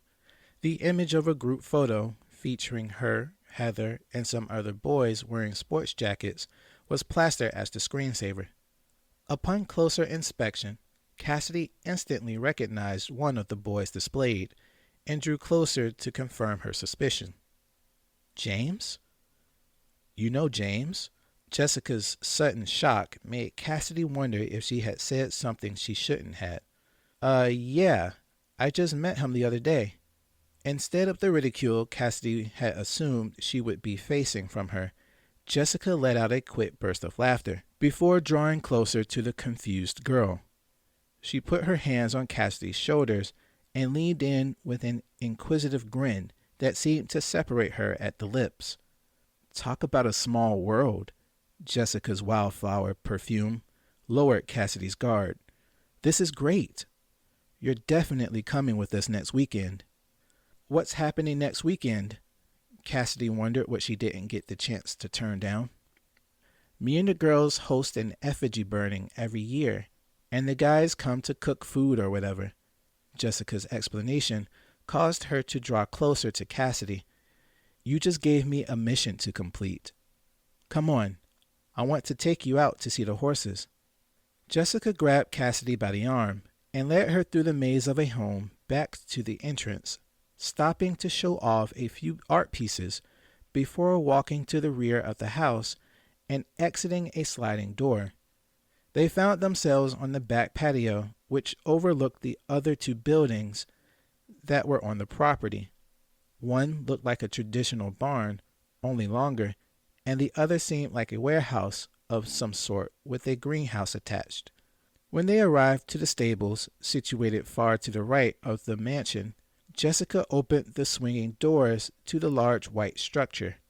Inside was what a person would expect to see of an animal pen, plenty of stalls for the horses, of which there were many, and many other spaces for various tools and harnesses. Cassidy allowed herself to be enthralled by the musty atmosphere while Jessica focused her efforts in a particular direction. As Cassidy made her way slowly towards the direction Jessica had gone, she was stopped in her tracks as Jessica presented her prize mare. A golden sheen like that of honeydew seemed to radiate off of the large horse. Her well-groomed body shimmered with each step Jessica led her to take. Her large black eyes batted as she tossed her head carelessly against the reins, marring the rest of her immaculate face. From snout to tail, there was no room for critique when it came to the presentation of that magnificent beast. Cassidy managed to control herself long enough for Jessica to get close enough with her horse before she instinctively extended her hand to touch the horse's face. "Her name is Goldilocks," Jessica presented with the enthusiasm of a car salesman. "So original with the name, right?" "I don't think that beautiful cuts it with her," Cassidy said while stepping to the side of the horse to continue her inspection. I post on Hunter about her all the time. Jessica continued to rub it in. So many people love looking at horses and how to ride them. I was thinking about starting a tutorial series. The girls continued to inspect the horse for a good amount of time before Jessica had gotten a great idea. Cassidy was taken to where the saddles were for the horses and was made to pick the one made for Goldilocks, taking it back and putting it onto the golden horse with a bit of difficulty. Once the horse was inspected by Jessica, she walked the horse and Cassidy out to the start of the riding courses. Jessica turned to the confused Cassidy and told her to hop onto Goldilocks. "What?" Cassidy protested. "Nope. It's too late for that, Cass," Jessica said as she drew closer to her to help her get on. Cassidy wasn't sure if it was the fact that she had never ridden a horse before or if it was because she was still reeling from the immense wealth being presented to her, but she was beginning to feel anxious at the thought of so many new things. As she was prepared to make an excuse, however, Jessica put her hand on Cassidy's shoulder and stared at her with her attractive hazel eyes. Her calm demeanor managed to wash over Cassidy and made her feel a bit more at ease, leading her to put her hand onto the saddle to ready herself to mount. With the same confidence in her speech as she had with everything leading up to that point, Jessica counted down for Cassidy and tossed her up on the final number. "Whoa, there you go, Cass." Jessica's praise made Cassidy blush a little. "How does it feel?" It feels good." Cassidy fought with her instincts to jump off. "It feels weird, like I'm working out my abs." "Don't worry, you'll get used to it," Jessica said as she prepared to lead Cassidy and Goldilocks around. "Hold on to the reins and don't let go, okay?" With a tug of the leather twine that made up the reins of Jessica's horse, Cassidy jerked back as Goldilocks began to trot forward. The bright coat of the animal seemed to be reflecting the sunlight itself as Cassidy managed to maintain control of her positioning in the saddle. They carried on with riding the horse for an hour, of which Cassidy didn't notice, before Jessica let go of the support reins entirely and watched as Cassidy lost herself in the joy of the moment. When done, Jessica managed to catch up to the two adventurers and regain control of their freedom. By that time, however, Cassidy could have sworn that her and Goldilocks were bonded. "Hey, get your own horse," Jessica teased as she praised Cassidy for her quick adaptation. "I kid you not. There are older people who will not even pat her. Fear makes for a terrible mistress." "I can't believe how awesome that was, Jess," Cassidy expressed with little abandon.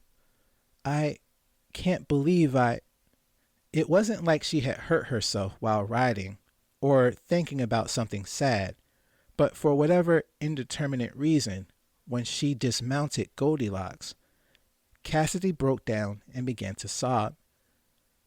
Jessica did as she had done in the meeting that night and rushed to hold her, allowing Cassidy's emotions to rise to the surface.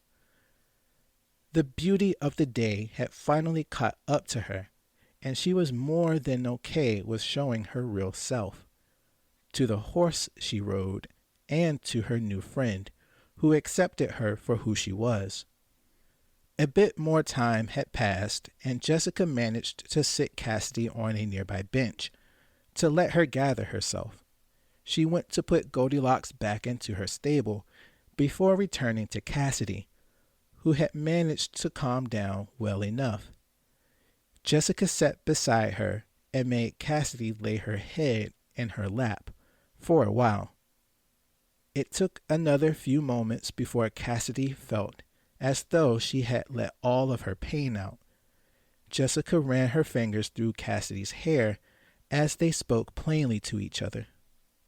"We weren't told anything about what happened with you before your dad," Jessica stopped herself. before the accident. I was lonely, Cassidy struggled. I had friends before. We were best friends since elementary school. People grow up, you know. They had their own opinions, and I became an afterthought. Lydia said Jessica prepared herself for the weight of the answer she was about to get. She said that you. Cassidy felt the all too familiar knot develop in her throat as she prepared to answer for her sins. She did her best to keep it hidden from everyone, but with the teachers being made aware for her safety, she never felt a confession was enough. To her, the situation went deeper than others could allot the mental energy to handle, and she didn't blame them for it. It was too much to let go of, and what she feared more than letting go was the pit in her soul she felt would consume her if she did. One day, when school was over, I was alone in the house, and she pushed herself past her hesitation. I just asked myself, what was the point, you know? When I didn't get an answer, I grabbed a kitchen knife and... Cassidy, you don't have to tell me. Jessica's sweet words seemed to encourage Cassidy to push onward. The first time, I was too scared to do anything serious, so I nicked myself across the wrist. The next time was on my thigh, and the last time... Cassidy held out her damaged arm and allowed a little of the bandage to show from the sleeve. She didn't need to see Jessica's face to know that she was shocking her new friend with her confessional, and she began to feel gross. Her mother would always tell her that everyone had problems, but some were bigger than others, and she shouldn't burden others with hers. Yet she felt that she needed to be honest with Jessica in that moment. She wanted her new friend to know what she was capable of, a final warning to allow her to preserve her innocence. Cass, I'm sorry I brought that up, Jessica, Cassidy said as she lifted herself into a seated position beside her. I can understand if that's too much. Before Cassidy could finish her explanation, Jessica wrapped her arms around her and held her tightly. Cassidy's eyes widened as she allowed herself to feel something other than regret. Cass, I get it, Jessica started softly. I was there too, in the same headspace. When I was growing up, I was always alone, and I felt like there was no one there to help me. Jessica stood up from the bench and paced in front of Cassidy for a bit as she talked. As she did, Cassidy watched her and thought about how she had gotten to that point. She wondered about the way Jessica had invited her to the meeting and watched over her as she fell apart. She noticed how Jessica had not tried to exploit her or make snarky remarks about her like Amber was so fond of doing, and as if a switch had flipped in her mind, she realized that what Jessica was giving her was more than superficial. Her care was real and aimed deliberately. I attempted it 3 years ago, Jessica said in a sheepish manner that was off-brand for her. I tried to hang myself on that post above the stalls. That's when I found Miss Hadley and the coven. They helped put me back together and made me feel like I was part of the conversation. As Jessica used her sleeve to rid her face of the tears that were flowing from her, Cassidy walked over to her and embraced her unconsciously. Her unrestrained response to Jessica's confession shocked her to the point of wanting to apologize, but as she was about to pull away to do so, Jessica responded to her rash action by wrapping her arms around Cassidy as well. Cassidy felt Jessica tremble with each breath she took, the girl's silent release growing into a series of labored gasps the longer she held onto her newfound friend. Cassidy and Jessica spent the remainder of the afternoon in the living room of the mansion-like home, talking and sharing their experiences with school life until Cassidy checked her phone. To her surprise, it was getting late into the evening, and she knew that her mom would be calling her at any moment. Over the short amount of time she had spent with Jessica, she had gone from being guarded around the girl that had the power to make Amber self-conscious to feeling like the two of them were the best of friends, and she didn't want to leave. Well, maybe next time we can have a sleepover or something with the other girls, Jessica planted the idea. As you've seen, we have nothing but space out here. Yeah, that sounds cool. Cassidy helped water the idea. I could bake some stuff and bring it over if you want. I wouldn't dare miss the opportunity to judge your cooking, Cass, Jessica said as her smile warmed Cassidy to her core. The day had gone without incident, and Cassidy was left with the greatest feeling she had ever felt in such a long time. The hope and anticipation for the sleepover to come made her feel bubbly and cheerful the entire ride home, feeling free to let loose and sing along to whatever lame song came over Jessica's car radio. They stopped to get ice cream and cookies from a fast food restaurant, a celebratory cheer to cement the day as one of the best they had ever had.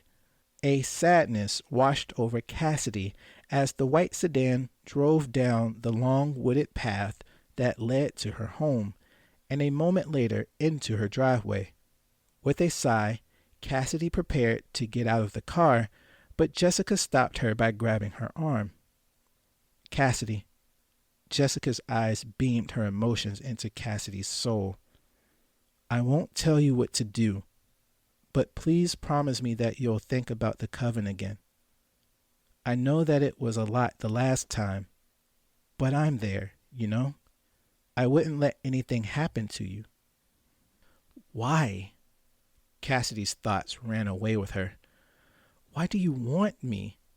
I'm not pretty like you are, or rich, or smart. Cassidy could feel the anguish and frustration rushing back to ruin the great day she had, but she also knew that she couldn't blindly accept the words of someone so esteemed, acting as if it were normal for powerful nobles to deal with filthy commoners. Jessica's face frowned as she leaned away from her and, for a moment, seemed as though she was toying with the idea to hit Cassidy the same way Lydia had done. Instead of shouting or further expressing her anger, however, Jessica flipped her scowling expression into that of a half-hearted smile. If you don't remember anything else, Cassidy, make sure you don't forget this. Jessica repositioned herself in her car seat before speaking.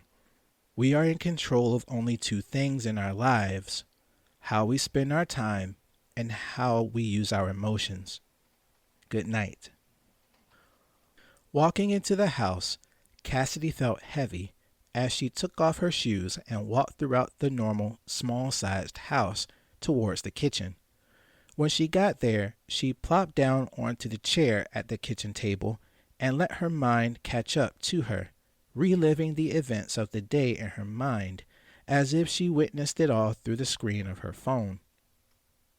It was as if she had binged a drama series and couldn't help but ponder all of the little details.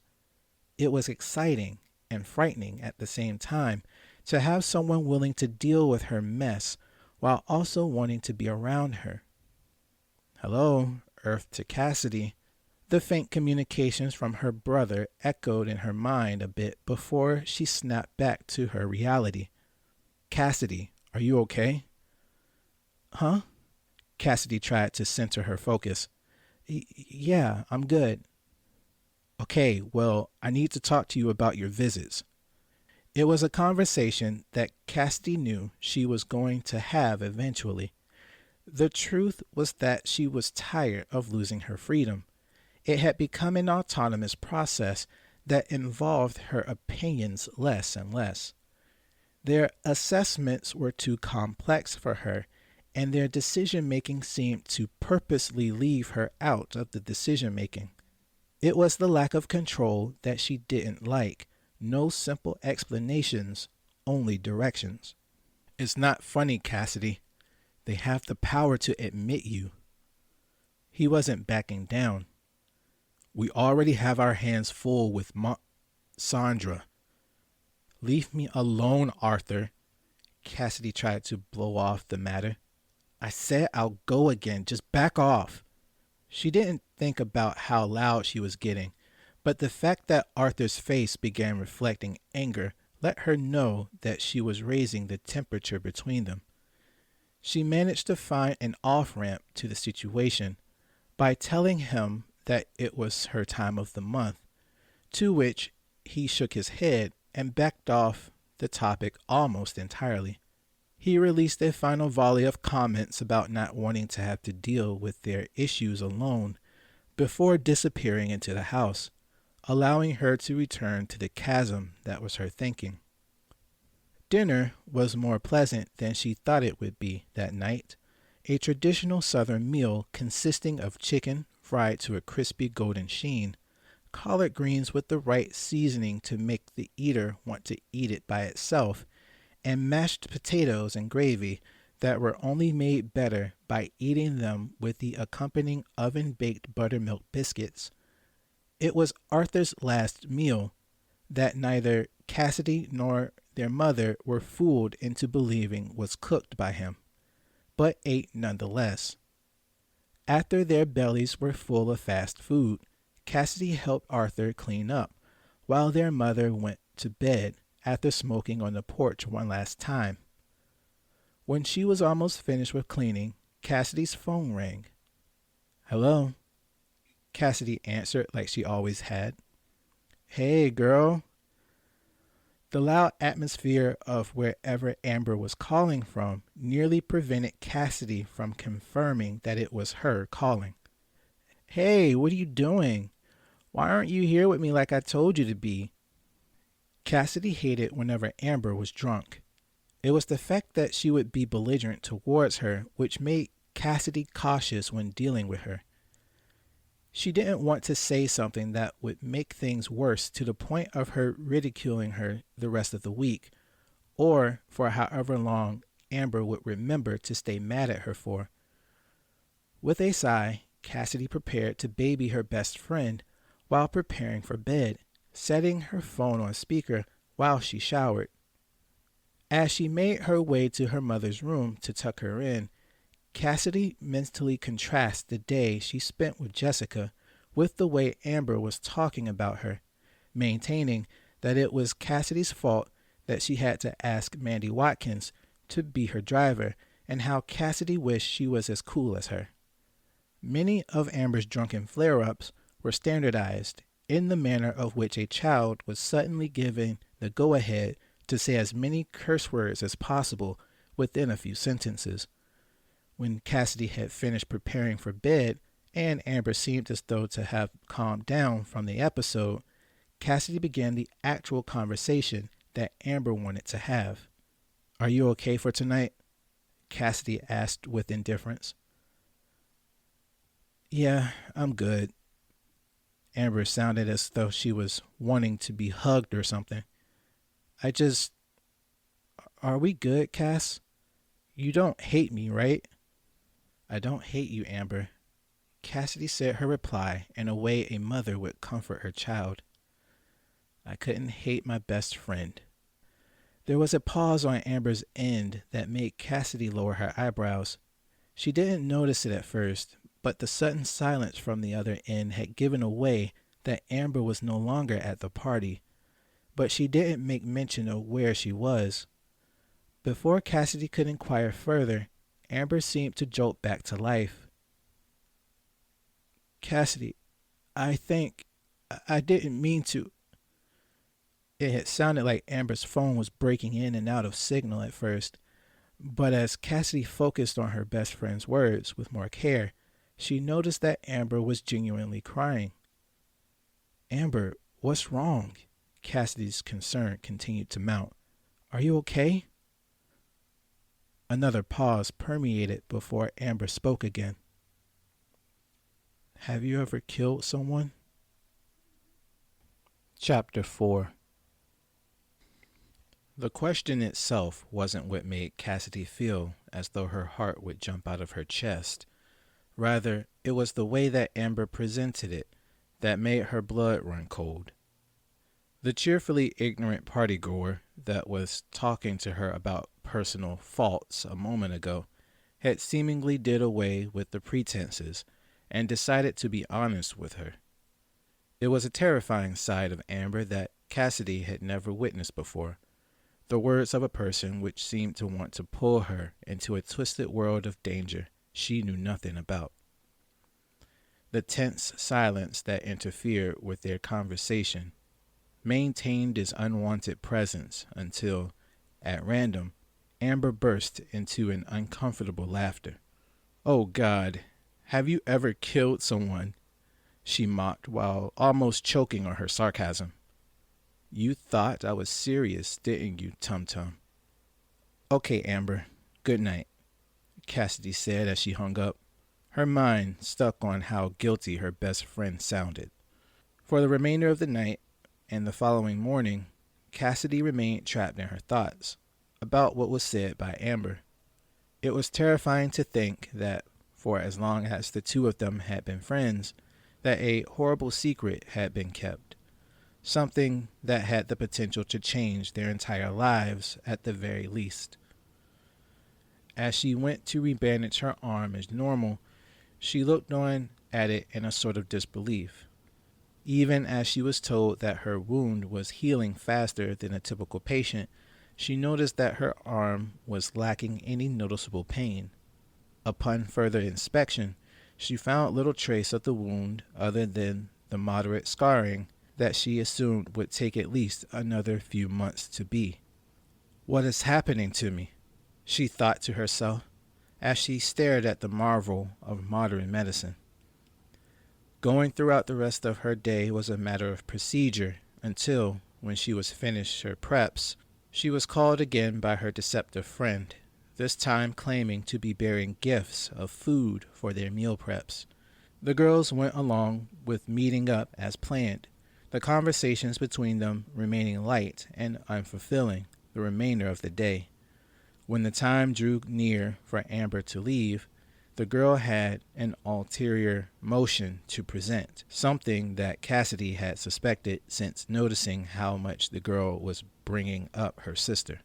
It'll just be for tonight, the innocent Amber said with a light smile. Kimberly's mad at me for not coming home again. It wasn't like she was going to say no to her, but something in Cassidy's gut was against the request. She still felt the dishonesty of the last conversation hovering over their relationship, like an oppressive pillar of clouds, drenching their fire of kinship with dampening distrust. Amber got the clearance to spend the night with Cassidy from her mother, and the girls made themselves comfortable on the front room couch. As they were about midway through one of their movies, Arthur approached them from the kitchen. Hey, I'll catch you later, Cass. I'm going out. Arthur continued to walk as he spoke. Is Mom in bed? Cassidy stopped him. She's good. Just don't be loud. Arthur spoke from the hallway where he was grabbing his keys. Good night. Good night, babe, Amber added, doing her best to endure the daggers that Cassidy was staring into her. When the girls heard Arthur shut the front door, Amber forced herself closer to Cassidy to cuddle. Cassidy allowed it and continued to watch the movie to its conclusion. Once it was over, Cassidy took a look at the time and saw that it was later than she thought. It was almost midnight, and she knew how Amber liked to sleep past alarms. Cassidy turned off the TV and forced the drowsy Amber up the stairs to brush her teeth and get into her bed. As Cassidy got in the bed with Amber and closed her eyes, however, her best friend wanted to be extra clingy and wrap herself around Cassidy's larger frame. "What are you doing, Amber?" Cassidy said as she sheepishly tried to shove the girl off of her. Amber didn't let go of her. Instead, she made herself eye level with Cassidy and maintained a deep stare on her for an uncomfortable amount of time. The two continued to stare at each other, Cassidy looking bewildered at the standoff, and Amber looking as though she were testing something between them.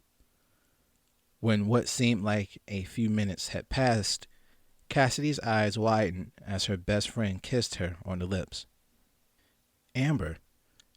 Cassidy tried to pull away, but was stopped by Amber, grabbing the back of her head. "No." "Shut up, okay?" Amber demanded. "Just close your eyes." Cassidy began to tremble as Amber continued to kiss and caress her.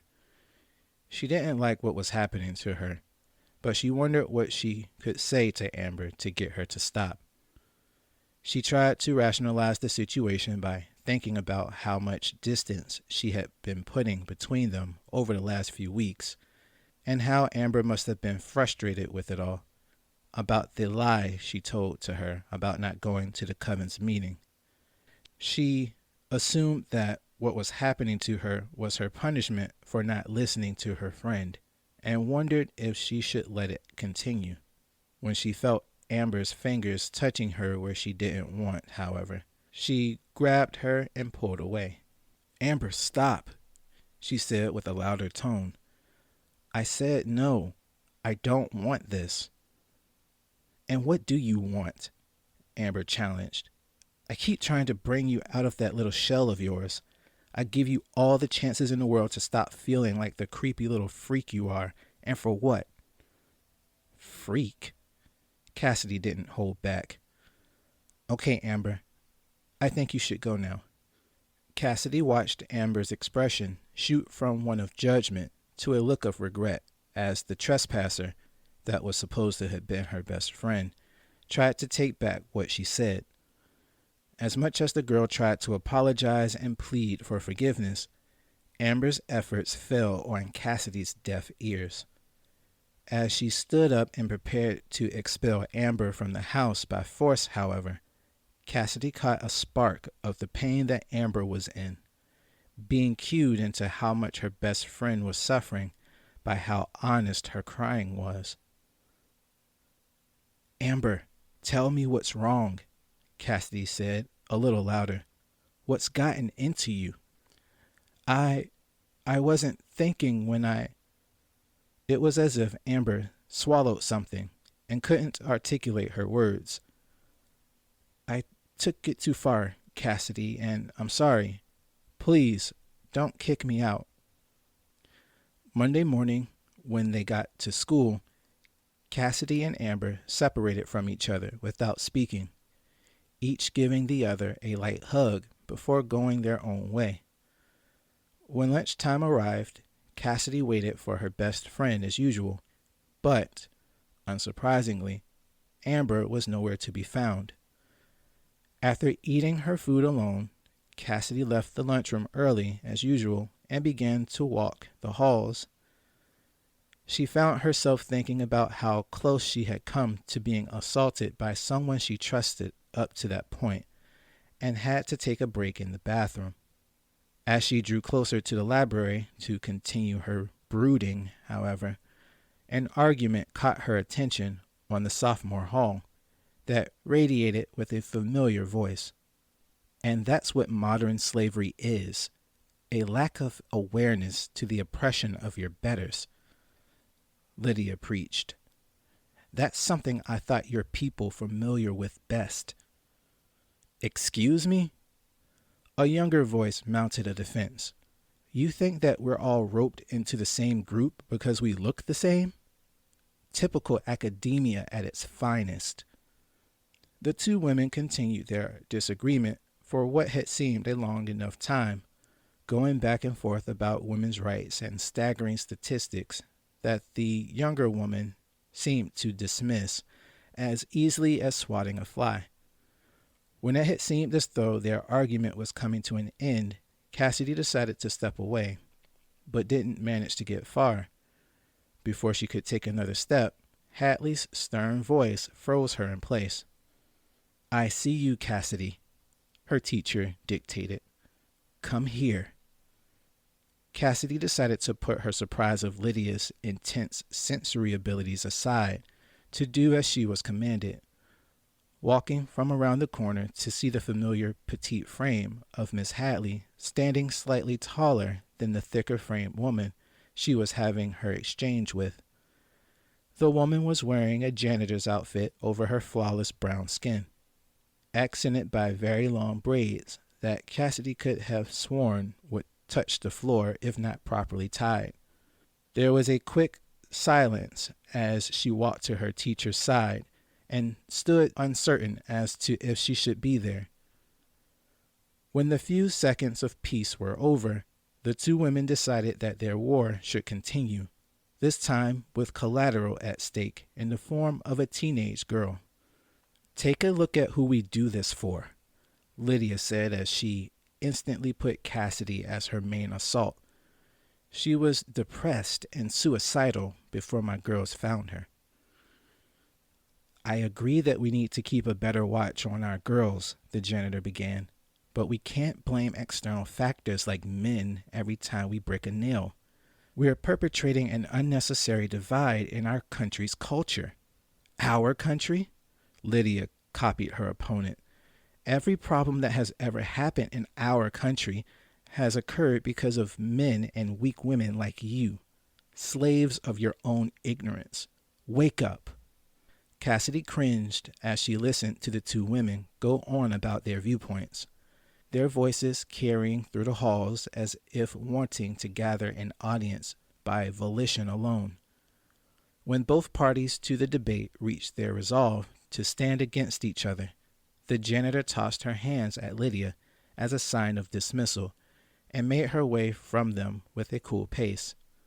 When the janitor was out of sight, Lydia turned her ire towards Cassidy, her body reminding her of the assault from the other night by making her flinch sharply. Instead of striking her, however, Miss Hadley walked up to her and gave her an unexpected hug. "I know that arguments can be traumatic, and I apologize for bringing you in on that," the woman said as her black hair tickled Cassidy's nose a little. "I wanted you to see how blind some women can be." "You think I'm blind?" Cassidy forgot to filter herself.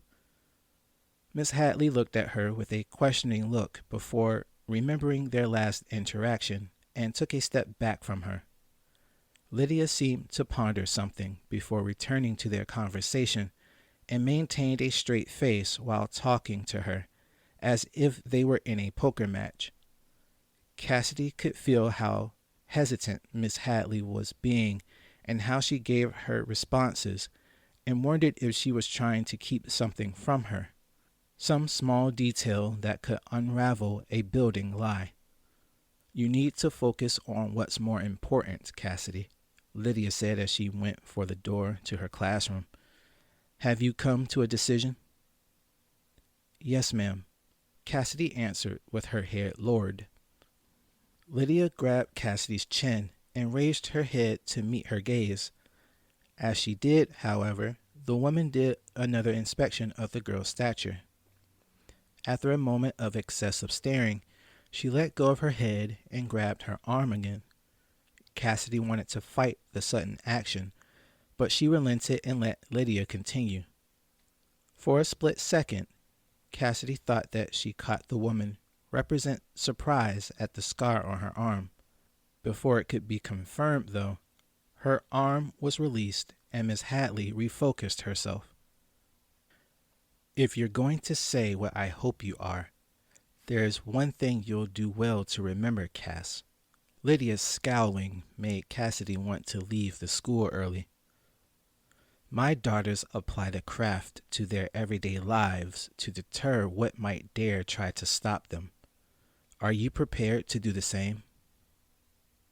The time for Mr. Bradley's class arrived, and sitting across from Cassidy, possibly to intimidate her, was Brittany, her fierce brown eyes trying their hardest to bore into Cassidy's skull.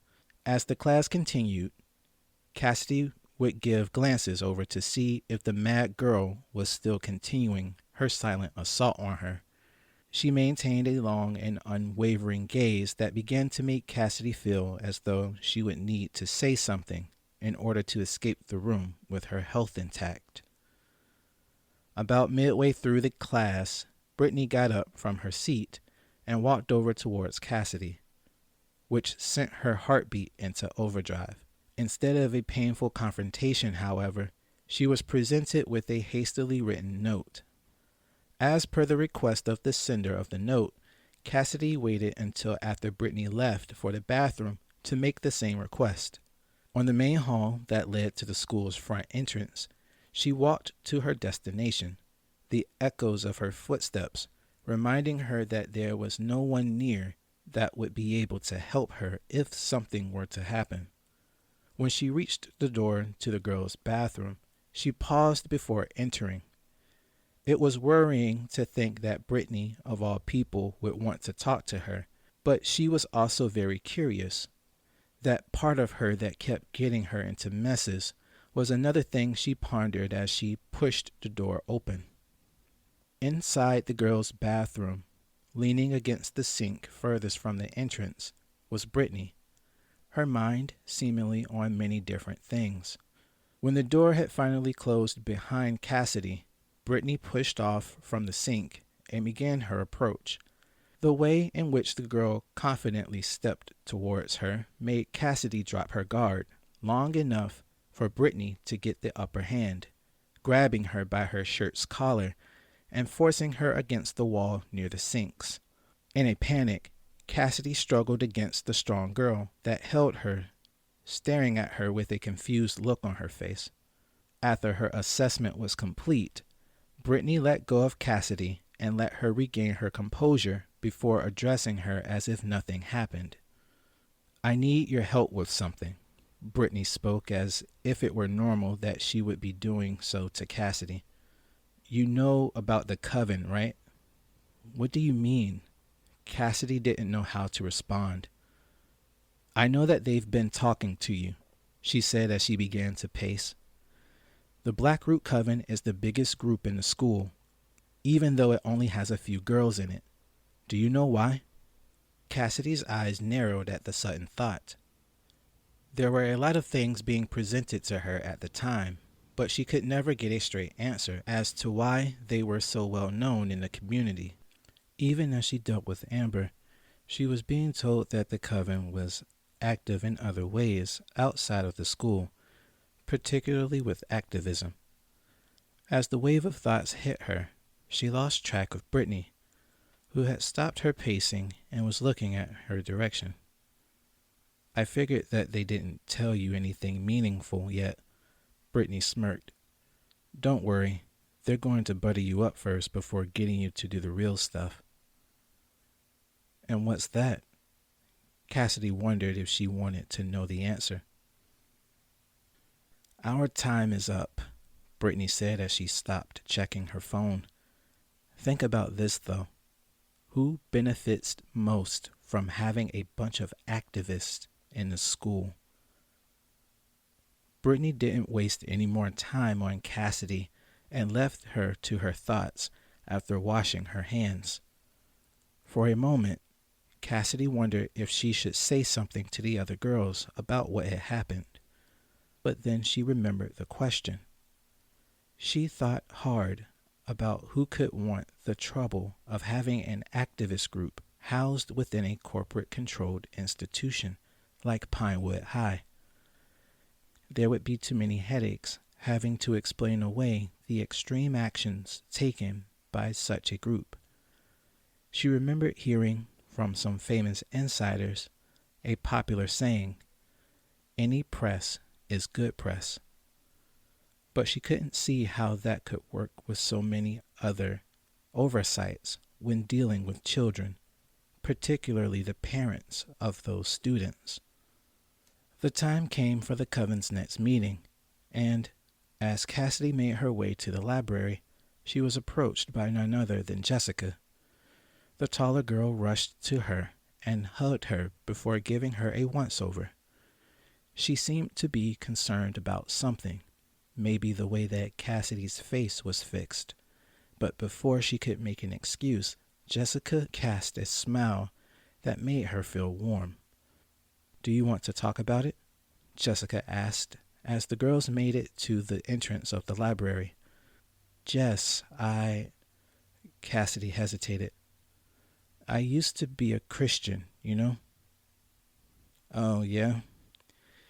Jessica seemed to trail off. "Let me guess. Your mom and dad made you go to church. It's the same for most of us. We never get the chance to figure out life on our own. We're just told to be, and what? We're supposed to just be okay with that?" Jessica seemed to be getting upset with the conversation, something that Cassidy didn't want to happen, but figured that it was unavoidable.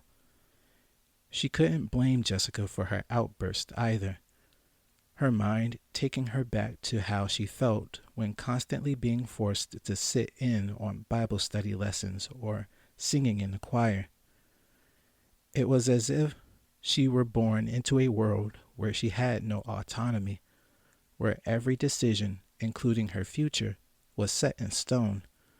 The frown that she'd gotten from Amber, and now Jessica, reminded her that she was holding on to something she felt she shouldn't be, but couldn't shake. "You're right, Jessica," Cassidy said as she followed her into the library. "This is my choice." After the evocation, the coven maintained their usual chatter and discussions before Lydia entered the circle. It was a usual affair. The discussion that day was on how women need to focus on their body health as well as their connections to the earth energies. As Lydia made mention of a few resources and guides presented by MCIS, however, she made mention of something else. Should you girls decide to attend the protest next month, make sure that you get with Tara to coordinate the banners and chants, Lydia said as she sat down. "Also, if you're going to cast any spells, make sure to have Penelope help you with your wards." It was the second time she was exposed to the idea of being an activist that day, and the question planted by her nemesis from earlier sprouted in her mind again.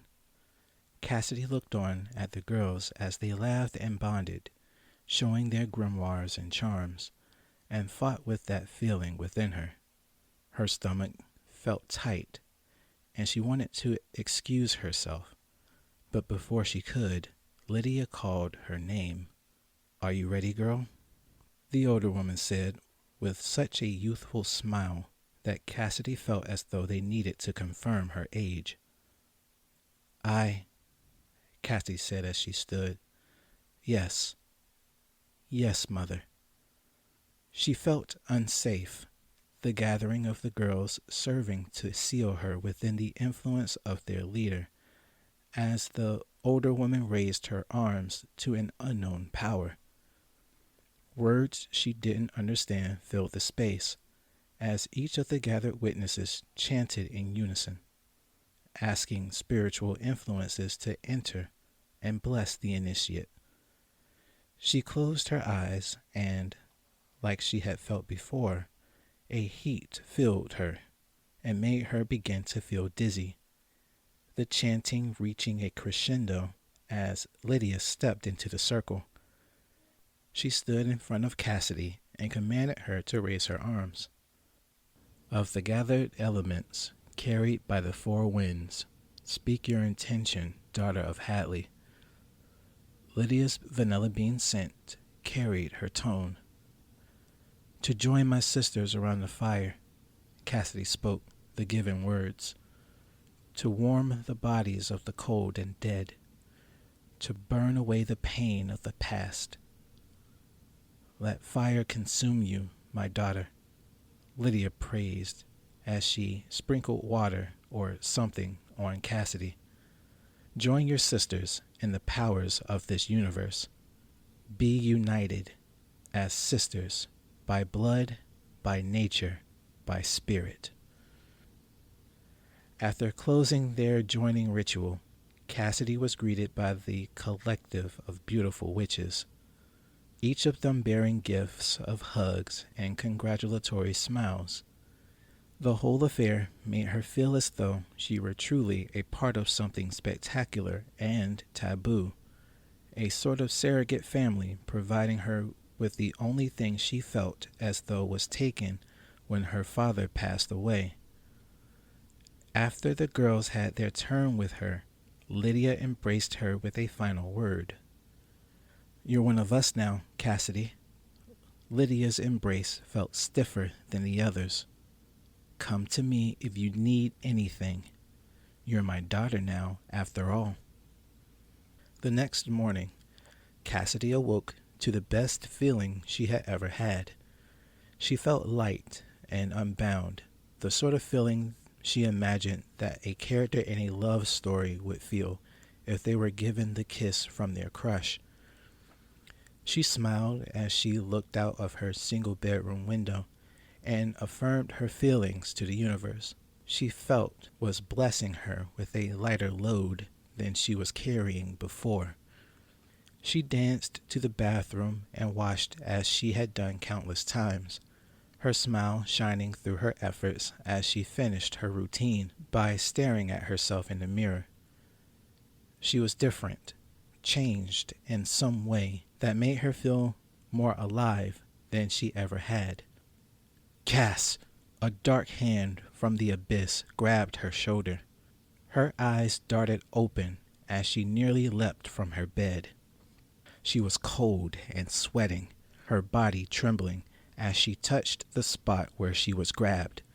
Her breathing was short and labored as she pressed her back against the headboard of her bed. The sun hadn't completely come up, and the room was still enveloped in darkness, the very dark corners serving to oppress her psyche. It had felt so real, its searing hand violating her soul as it pleased. Her body shivered as she staggered to her bathroom, each step feeling as though she was being watched by something hidden. When she washed herself and examined where she was assaulted, however, there wasn't a visible mark or print to be found. The visceral chill that permeated the remainder of her morning had made her cautious of every interaction, simple actions taking a greater effort to accomplish due to the constant oversight of whatever had decided to visit her that night. As she got to school and listened to Miss Gale talk of writing assignments, she pondered if it was too late to repent for her sin. Once her first class was over, Cassidy made her way to the senior hall for her home room, but was suddenly found by none other than Amber. She looked as though she hadn't been asleep yet, the bags under her eyes serving to reveal her mental state. The two didn't hug, only they stared at each other as if there was a war going on and they were the opposing forces. Amber gave a greeting to Cassidy that had seemed to take a good amount of energy from her social battery. She returned the greeting with an attempt to hug her, but Amber took a step back, away from her, as if Cassidy were about to hit her. "Amber?" Concern mounted in Cassidy's voice. "What happened to you?" "I'll be honest with you now, Cassidy," Amber said as she grabbed her arm timidly. At first, Amber was looking at the floor, the way a child would if they were suddenly made to apologize for misbehavior. Her blonde hair had become stringy, opposed to the way she normally kept up with its care, and her voice was weakened and uncertain. She had looked as though she were a wounded house pet that had barely survived an encounter with a wild predator. As she spoke, Cassidy felt her shoulder grow warm. "I didn't just go to the party the other night." Amber's confessional began in a low tone. "Instead, I went to Chris's place, the guy from before. We hung out and he wanted to try stuff and I wasn't okay with it. Amber, why didn't you tell me sooner? Cassidy tried to control her voice while massaging her shoulder. Did he hurt you? No, no, I was okay. But she held herself tighter. I stabbed him. I don't know if he's dead or... Amber failed at holding her tears back and fell onto Cassidy, expecting to be coddled. Cassidy tried to give her what she had wanted, but the heat in her shoulder began to get uncomfortable, to the point where she had to push Amber off of her as gently as she could. Amber, through her tears, tried to comfort her, but was suddenly still. Her body paused in the moment as if time forbade them from continuing their interaction. She didn't hear it, rather she felt the vibrations of the same loud noise that had caused that kid in her class to bleed from the nose. A split moment later, and Cassidy was cast into the abyss, the same pit from which she assumed the demon that grabbed her was from. In that moment, she felt light, adrift on the singular sound that sent her to the void. Time didn't exist where she was.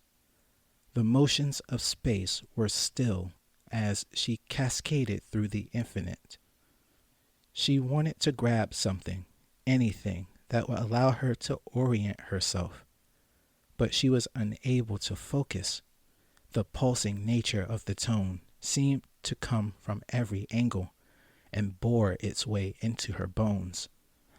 As the torture continued, she tried to call out to Amber, and her body suddenly became hot. It was a burning fire that caused her to scream and attempt to thrash against the darkness, but there was nothing to hit, only she was hitting something. It felt soft at first, the sort of thing a person would hit against in a gym, but with a distinct flesh-like texture. As she continued, Cassidy couldn't hear anything else over the oppressive hum of the tone, but she could feel herself screaming to the point of damaging her throat, the tinge of metal registering on her tongue. As fast as her intermittent blackout occurred, Cassidy's vision began to return in shades of red. She was breathing heavily. Her pulse raced with the intensity of one she could only imagine would be feeling during a heart attack. The heat generating from her body was hurting her so much that she feared that she was on fire as she began to regain her awareness of her body. She could still hear the tone weighing on her mind as she felt her body maintaining a punching motion. After what had seemed like too long of a time, the tone began to lessen, and she could hear her fists hitting against something wet. Her heart sank as she began to see past the red, to notice the outline of a petite frame sprawled out on the ground beneath her. No, Cassidy couldn't say. God, please, no. Cassidy came to just as she was about to slam her fist into the skull of the familiar girl she was positioned over. Her entire body was aflame. Her skin felt as though she was placed in an oven to broil into nothing. She wanted to move, but the pain from burst blood vessels sent pins and needles throughout every part of her. Her face continued to twitch as she fought to control her focus in order to see fully what she had done. When her world came into focus, she looked at her hands first and then to the floor of the school. There, in a puddle of blood that was escaping from her head, was Amber. Her nearly unrecognizable face was contorted into a mess of swollen pulp and bruises. Cassidy tried to scream, but her voice was shot, her feeble attempt only resulting in short and raspy pants. She looked at her hands and began to cry, as she could see no other detail on them but her best friend's blood. Despite the pain in her throat, Cassidy began to wail as best she could in hopes that someone would come to rescue her. It took nearly 5 minutes for the sound of feet rushing towards her before she felt comfortable enough to pass out. Chapter 5. It was strange. The ringing in her ear caused Cassidy to writhe in pain for a day after what had happened. Even after the medicines she was given at the hospital, she was still suffering from headaches, something she was sure was nothing compared to what Amber must have been going through. She felt disgusting, even as Penelope and Jessica visited her at her home and shared how the coven was in support of her. Even though Amber was annoying and seemed to be actively trying to harm her at times, she was still her best friend, and she had nearly killed her. As Cassidy sat in her room in silence one night, she found herself not being able to cry anymore, and a familiar thought found her. She waited for everyone to fall asleep before she made her way downstairs, her mind not focused on anything but what she felt she wanted. When she entered the kitchen, she found her way to the knife drawer and went for the handle. She paused before she could grab it, however, something in her psyche trying to prevent her from dealing with her pain. She managed to force herself past the warnings in her brain with great effort and tugged on the metal knob.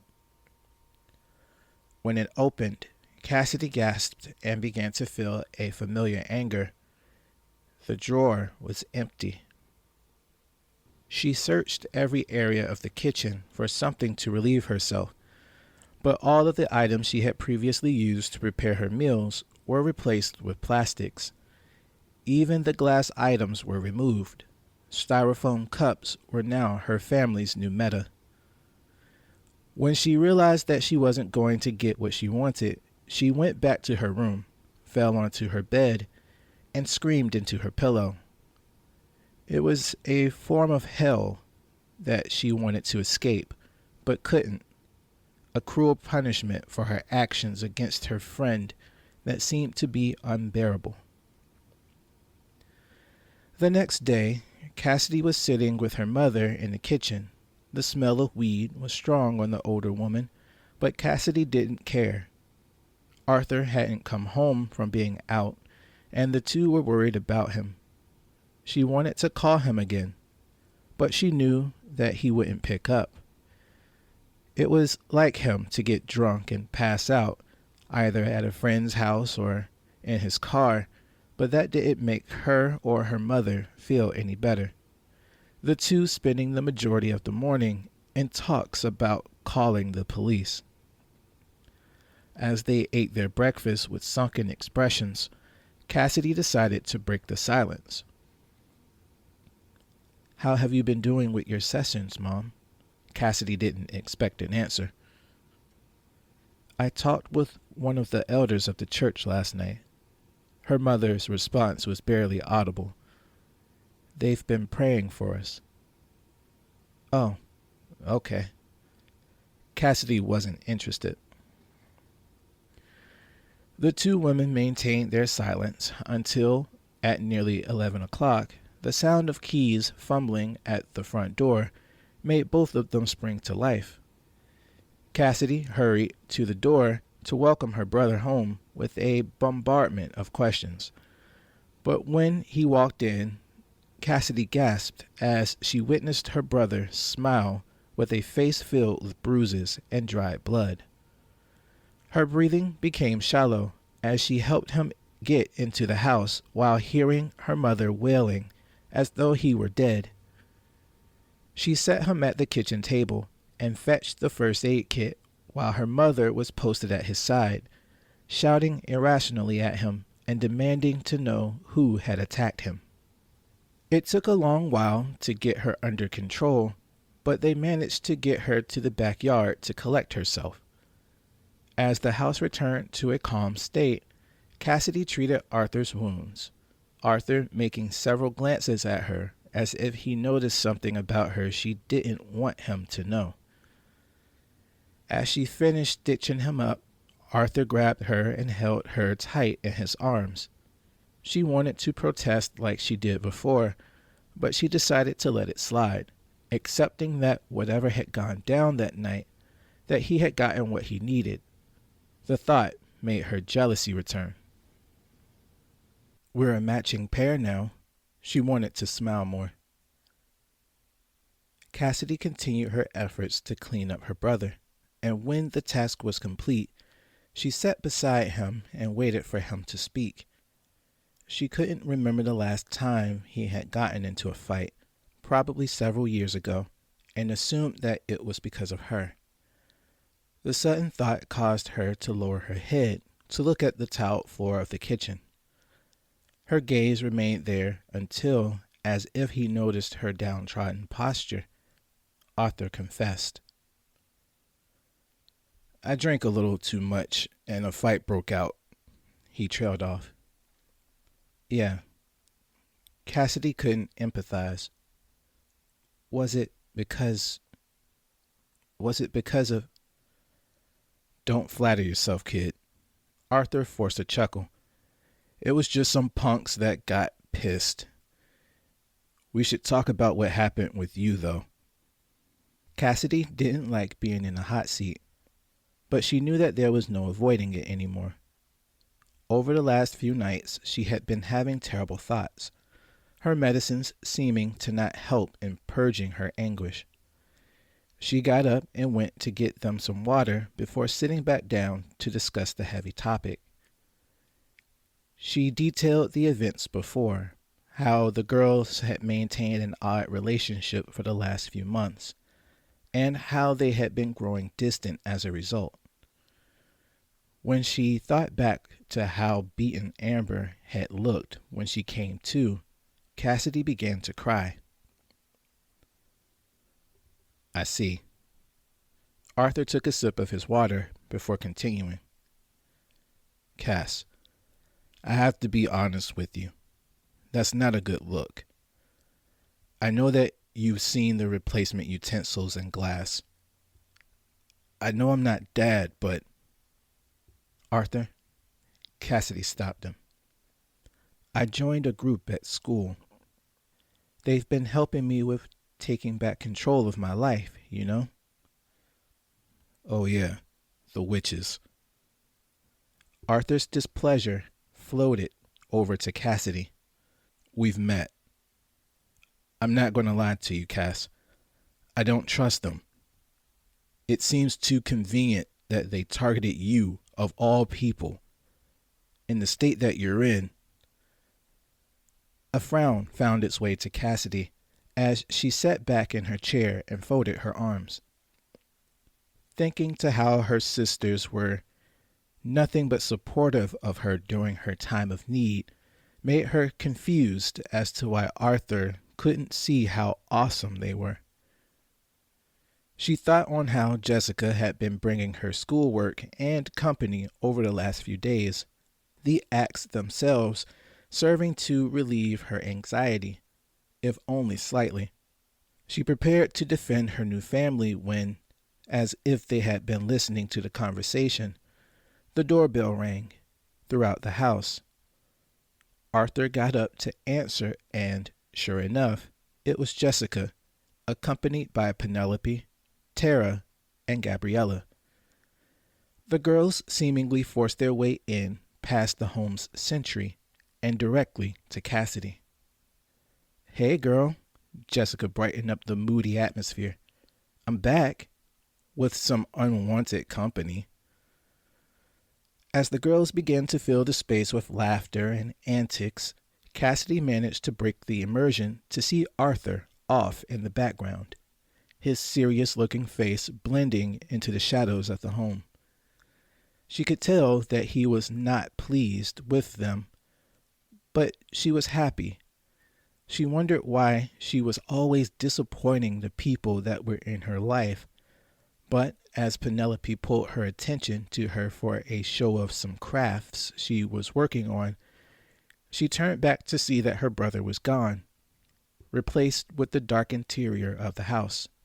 The girls continued to enjoy their day together, sharing craft tips, gossiping about people within the school, and cleaning up Cassidy's style, the depressed conservative girl being transformed into the image of a true witch. It wasn't by much, but Cassidy could feel herself becoming someone she didn't recognize, and it felt good.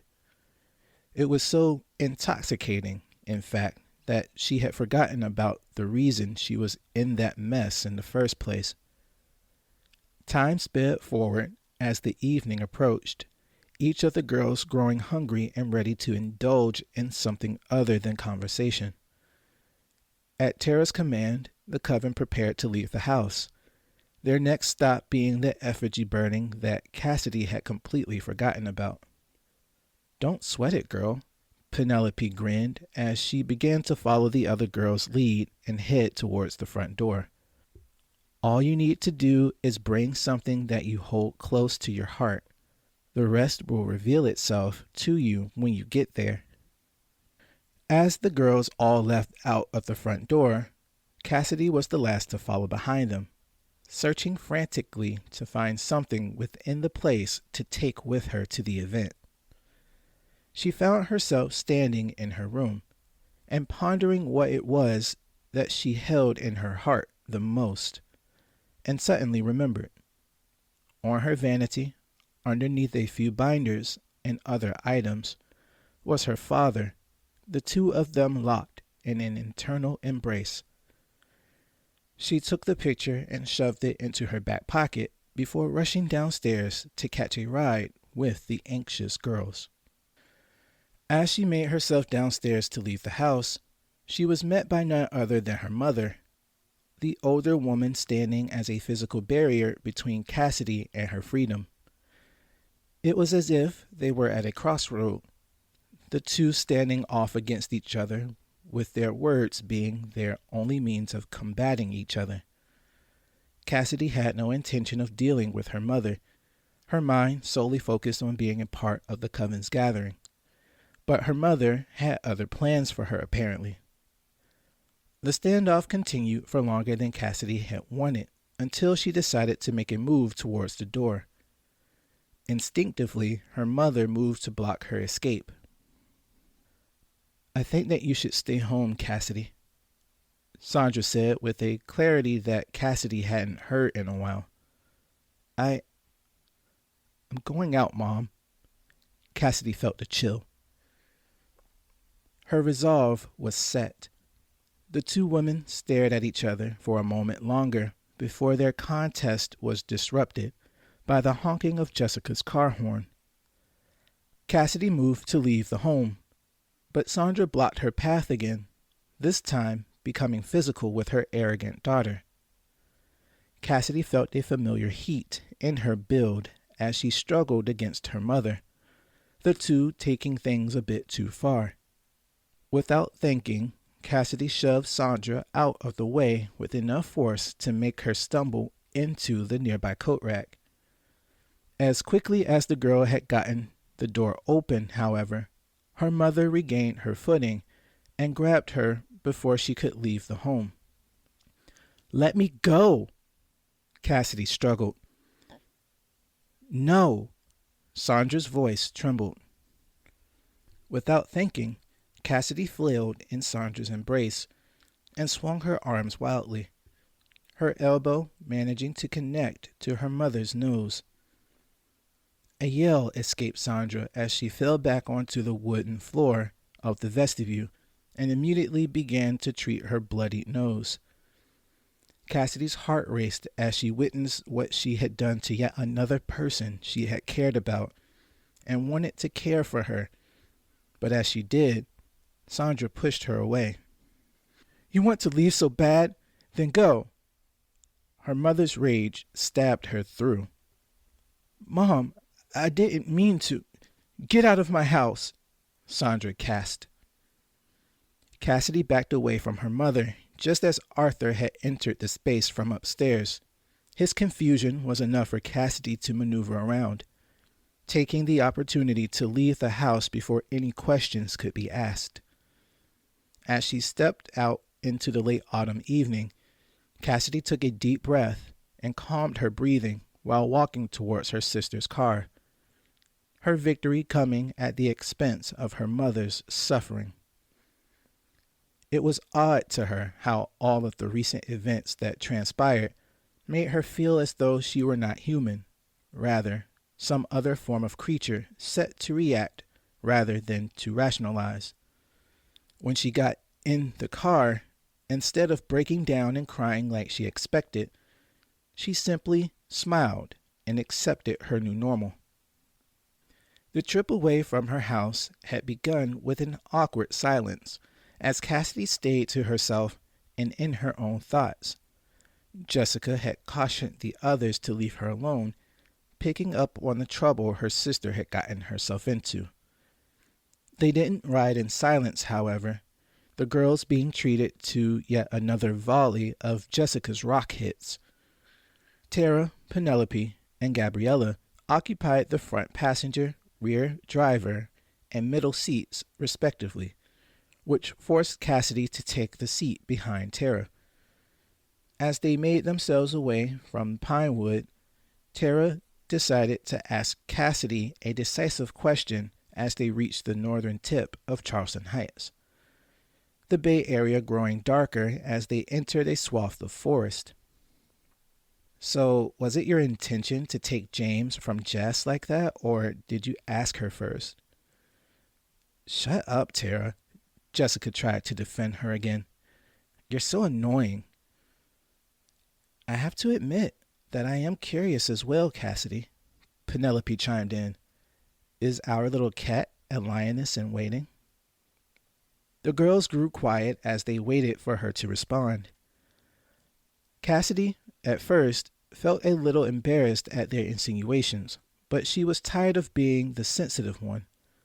Of all the things she had been witness to over the last few months, after cowering behind her emotional instability and lack of positive reinforcement, she felt as though it was time for her to be a part of the noise. She gave in and stooped to their level. I didn't think that I had it in me to be a homewrecker, but whoever does, Cassidy said with a seriousness that made the car grow silent for a bit. The empty quiet continued until Cassidy let out a slight chuckle that cascaded into a maddening laughter, catching the other girls off guard and causing them all to join in. Jessica was the last to smile from the comment, and Cassidy took notice, making sure not to piss her off the rest of the ride. The remainder of the drive went over well enough until they reached an area that she was unfamiliar with, a dark expanse of woods and no streetlights. The only other source of light that she could notice were the reflections of street signs and the moon, which was thankfully full. After a few more turns, the girls arrived at a gate that led further into the dark, which they all seemed familiar with. Okay, rock, paper, scissors for who's getting out, Jessica commanded. You too, new girl. The unexpected tournament went on for a few minutes, with each contestant doing their best to not be the one made to enter the dark.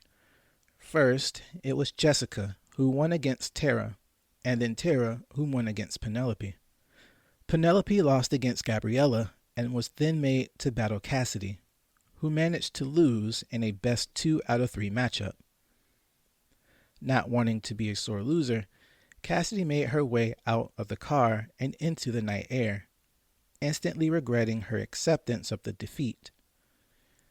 She was at least thankful that the light from the headlights of Jessica's car illuminated the area well, but As she began to fumble with the lock on the heavy metal gate, the headlights mysteriously went out, leaving her completely in the dark. "Jess, come on," she called out, but received no answer. Before panic could set in, Jessica's headlights came back on and nearly blinded her.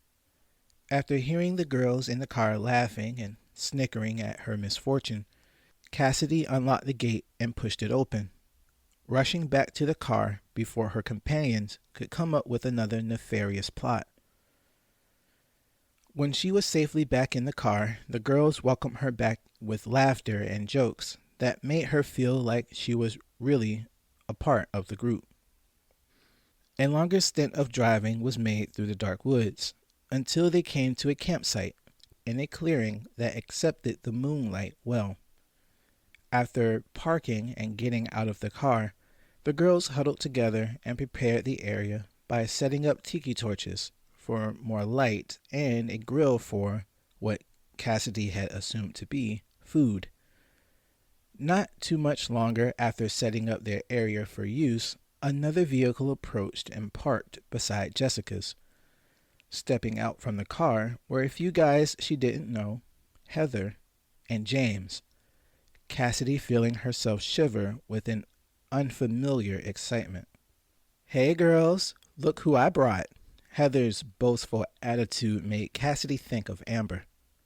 Also, there may or may not be booze.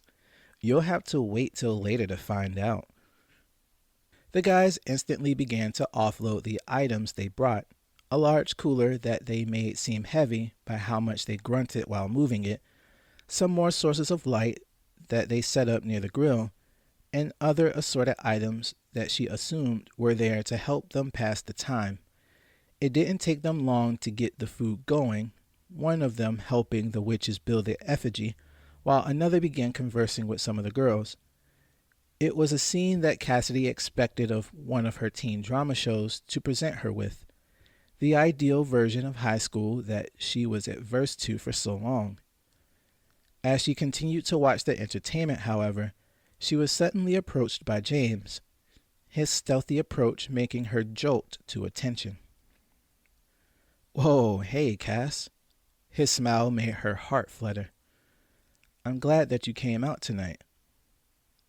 "Yeah, me too," she said while beginning to twist.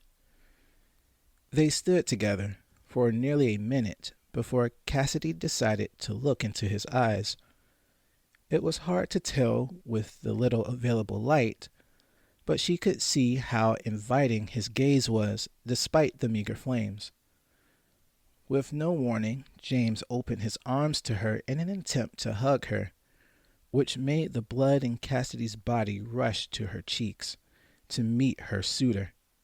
Without hesitation, she walked into his reach and enjoyed the warmth of their union under the harvest moon. "Hey." His voice was as masculine as his choice of cologne. "Hey," Cassidy said while still clinging to her man. "You two want a room?" Tara called from further towards the fire pit. "The pit's not going to set itself."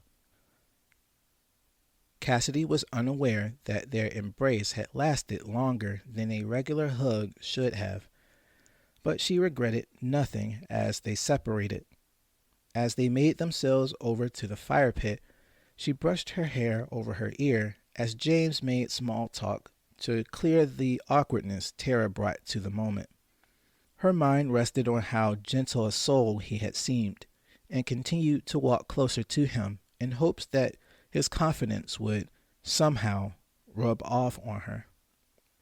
They reached the pit, and as James went to make the finishing touches on the effigy, he must have noticed Cassidy was holding her arms in a vain attempt to keep the cold out, deciding to take off his leather jacket to wrap it around the frigid girl. "Hold on to it for me, okay?" His strong smile made her melt. "Okay." Her heart bumped again. "I will, thank you." Cassidy took a seat and watched as her new group of friends joked and shuffled about their tasks, setting up everything in a relatively quick amount of time. There were 5 torches set around their circular perimeter, and a large pyre of wood was stacked at the center, shaped in the image of a human, and seemed as though it would burn for the remainder of the night. When time came, Jessica called the girls to attention and told the boys to stand outside of the circle. Cassidy's confusion continued to mount, as everyone seemed to move as if they were familiar with the practice, only managing to ask a question when everything was set. "Hey, Jess," Cassidy tried to mouth as she looked around at the girls positioned around her. "What are we doing?" "Think of it as us preparing for change," Jessica said as she motioned for Cassidy to stand near one of the torches. "You've already been a part of that change, so now all you have to do is give up your past and welcome your future." When she was in position, Jessica began to lead the girls in a type of mantra, an odd twist of commands that were seemingly aimed at the night sky above them. While she spoke, Heather walked clockwise around the gathered girls with a chalice, each of them taking a swig of its contents without question. When it was her turn, Cassidy hesitated slightly, but went through with it anyway, her throat being set on fire as the contents from the cup made its way through her body. She coughed a bit after, but other than the instant warmth she felt after, she was relatively fine. Once all of the girls were bound by their drinking, the ritual continued. After leading the girls through the initial opening of the ritual, Jessica began to share her past as she approached the effigy. At the conclusion of her statements, she set the effigy alight, the glow of a small flame quickly growing into a roaring blaze. She tossed something into the fire at the conclusion of her affirmation, something that the other girls did as well, and when it was her turn, they all looked to her to say something. She followed how to go about the ritual by witnessing the others, but she was still unsure as to if her thoughts would collect themselves enough to be coherent with her speech. She abandoned the notion of being perfect and spoke plainly. "I let go," she said with words made her own. "I let go of my pain, the despair of a past behind me. My Father, I give you up to the universe, star above, earth beneath, given to oneness by the fire within me. By blood, by nature, by spirit," the witches said in unison. Cassidy approached the burning effigy and held the picture of her father against it to gaze at the man she loved above all others, before casting him into the fire. As she watched her memory turn to ash, she felt a few tears fall. She felt good, however, as if she was tapping into something that was forbidden and raw, a surge of direct power from a power plant lighting a light bulb to an impossible degree.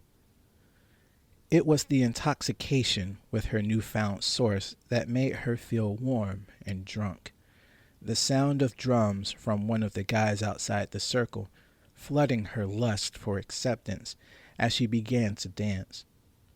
When the tempo of their communion concluded, she fell onto a nearby log and hugged herself with James's jacket while taking in the sight of flames. "That was intense," James said as he approached and sat beside her.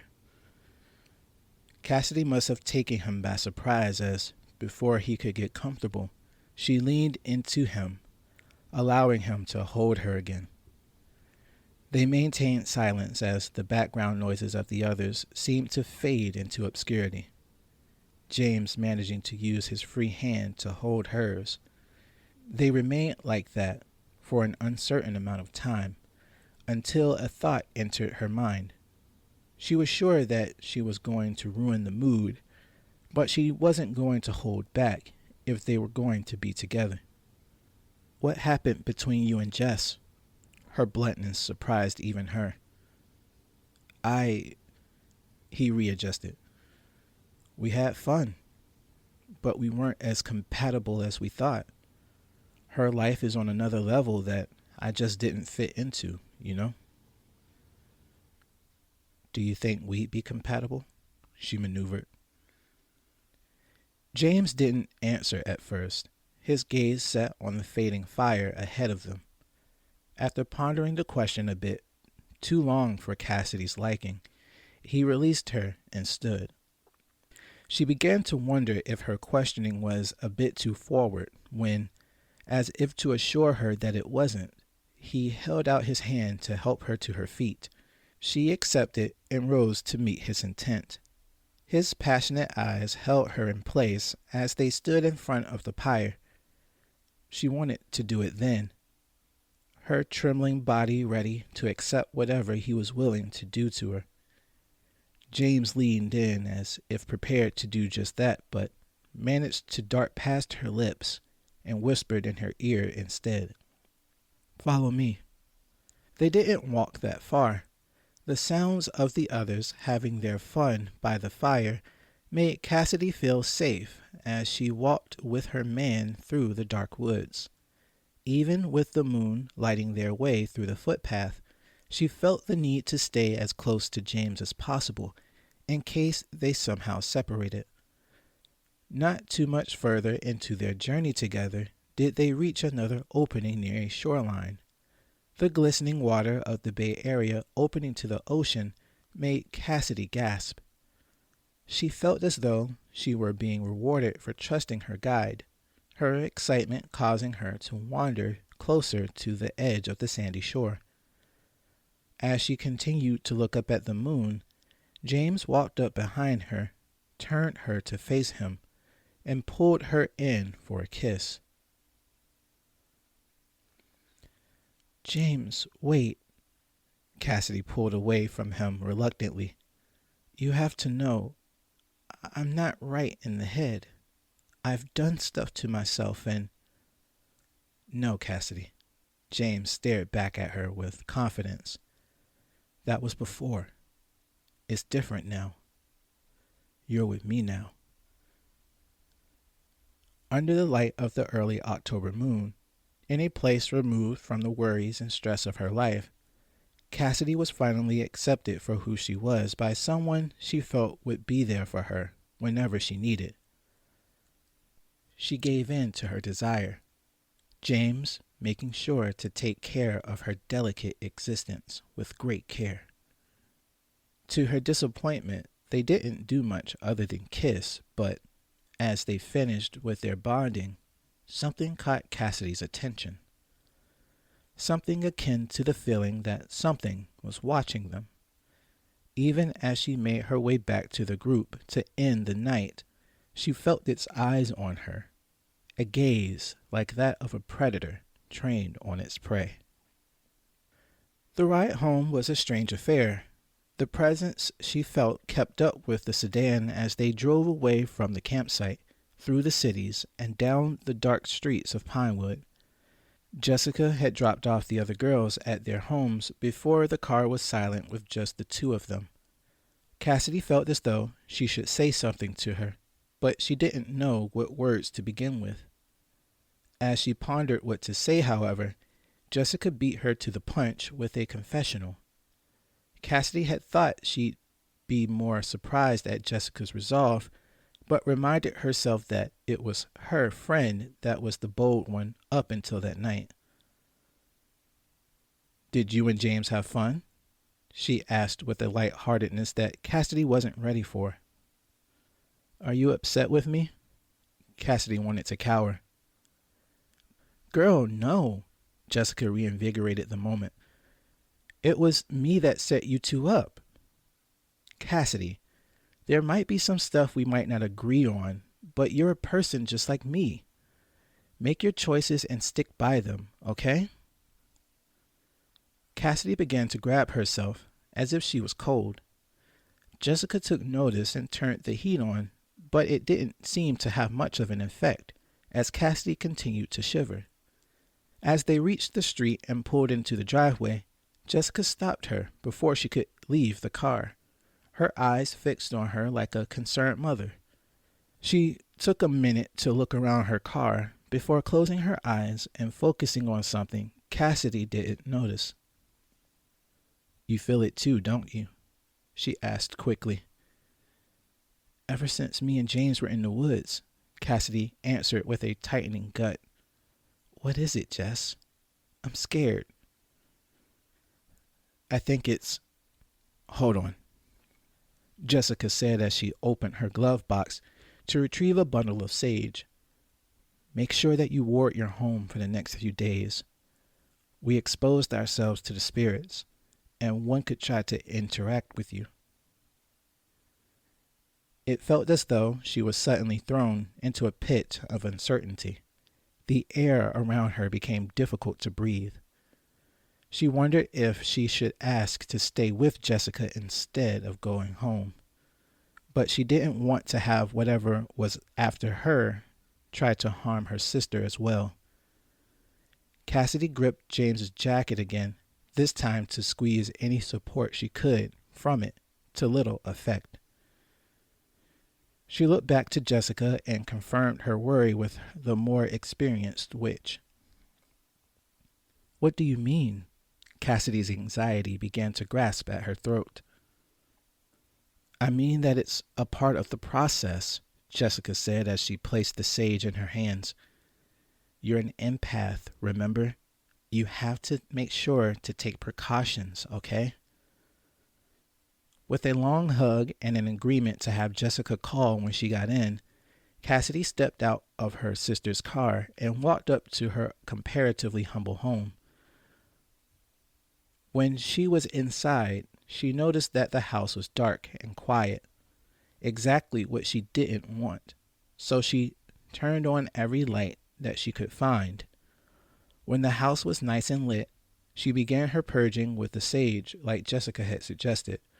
She walked all around the interior of the house with the burning bundle of incense until she was satisfied with herself and felt accomplished. It took a while for her to gather the courage to go upstairs and attempt sleep, and after turning the lights off in the house, she made her way upstairs and fell onto her bed. Sleep came surprisingly easy for her as Cassidy lay alone in the dark, her mind fading to the events of the ritual as if it were some horror movie she was watching. She felt cold still, even under her covers, and wondered why the pervading chill had followed her home, but her exhaustion was greater. As she lay in her bed, asleep without dreaming, however, something began to feel wrong, a feeling like she was still being watched. Nausea overcame her, which forced her out of her rest, sitting up in her bed a bit before deciding to go downstairs for some reason. As she walked through the dark house, she felt a sense of unease press on her, as if the dark itself was trying to wrap around her. When she made it to the stairs, she was about to take a step down them, but something like a cold touch pressed against her back and made her turn sharply in its direction. Of course, there was nothing behind her, but she could hear a sort of growling noise coming from her mother's room, something that sounded like eating. She took a deep breath to calm herself before walking over to the door and turned the handle. The door opened well enough and was uninhibited as it creaked, revealing nothing inside but her mother resting silently on her bed. Cassidy managed to find her breath and was about to close the door and leave, but she found herself looking around the room for one last time. To her horror, sitting in the darkest part of her mother's room was a dark figure, staring at her with red eyes and breathing heavily like a panting animal. The loud noises that the creature was making continued to grow with each second. Cassidy feeling as though she wasn't supposed to be acknowledging it.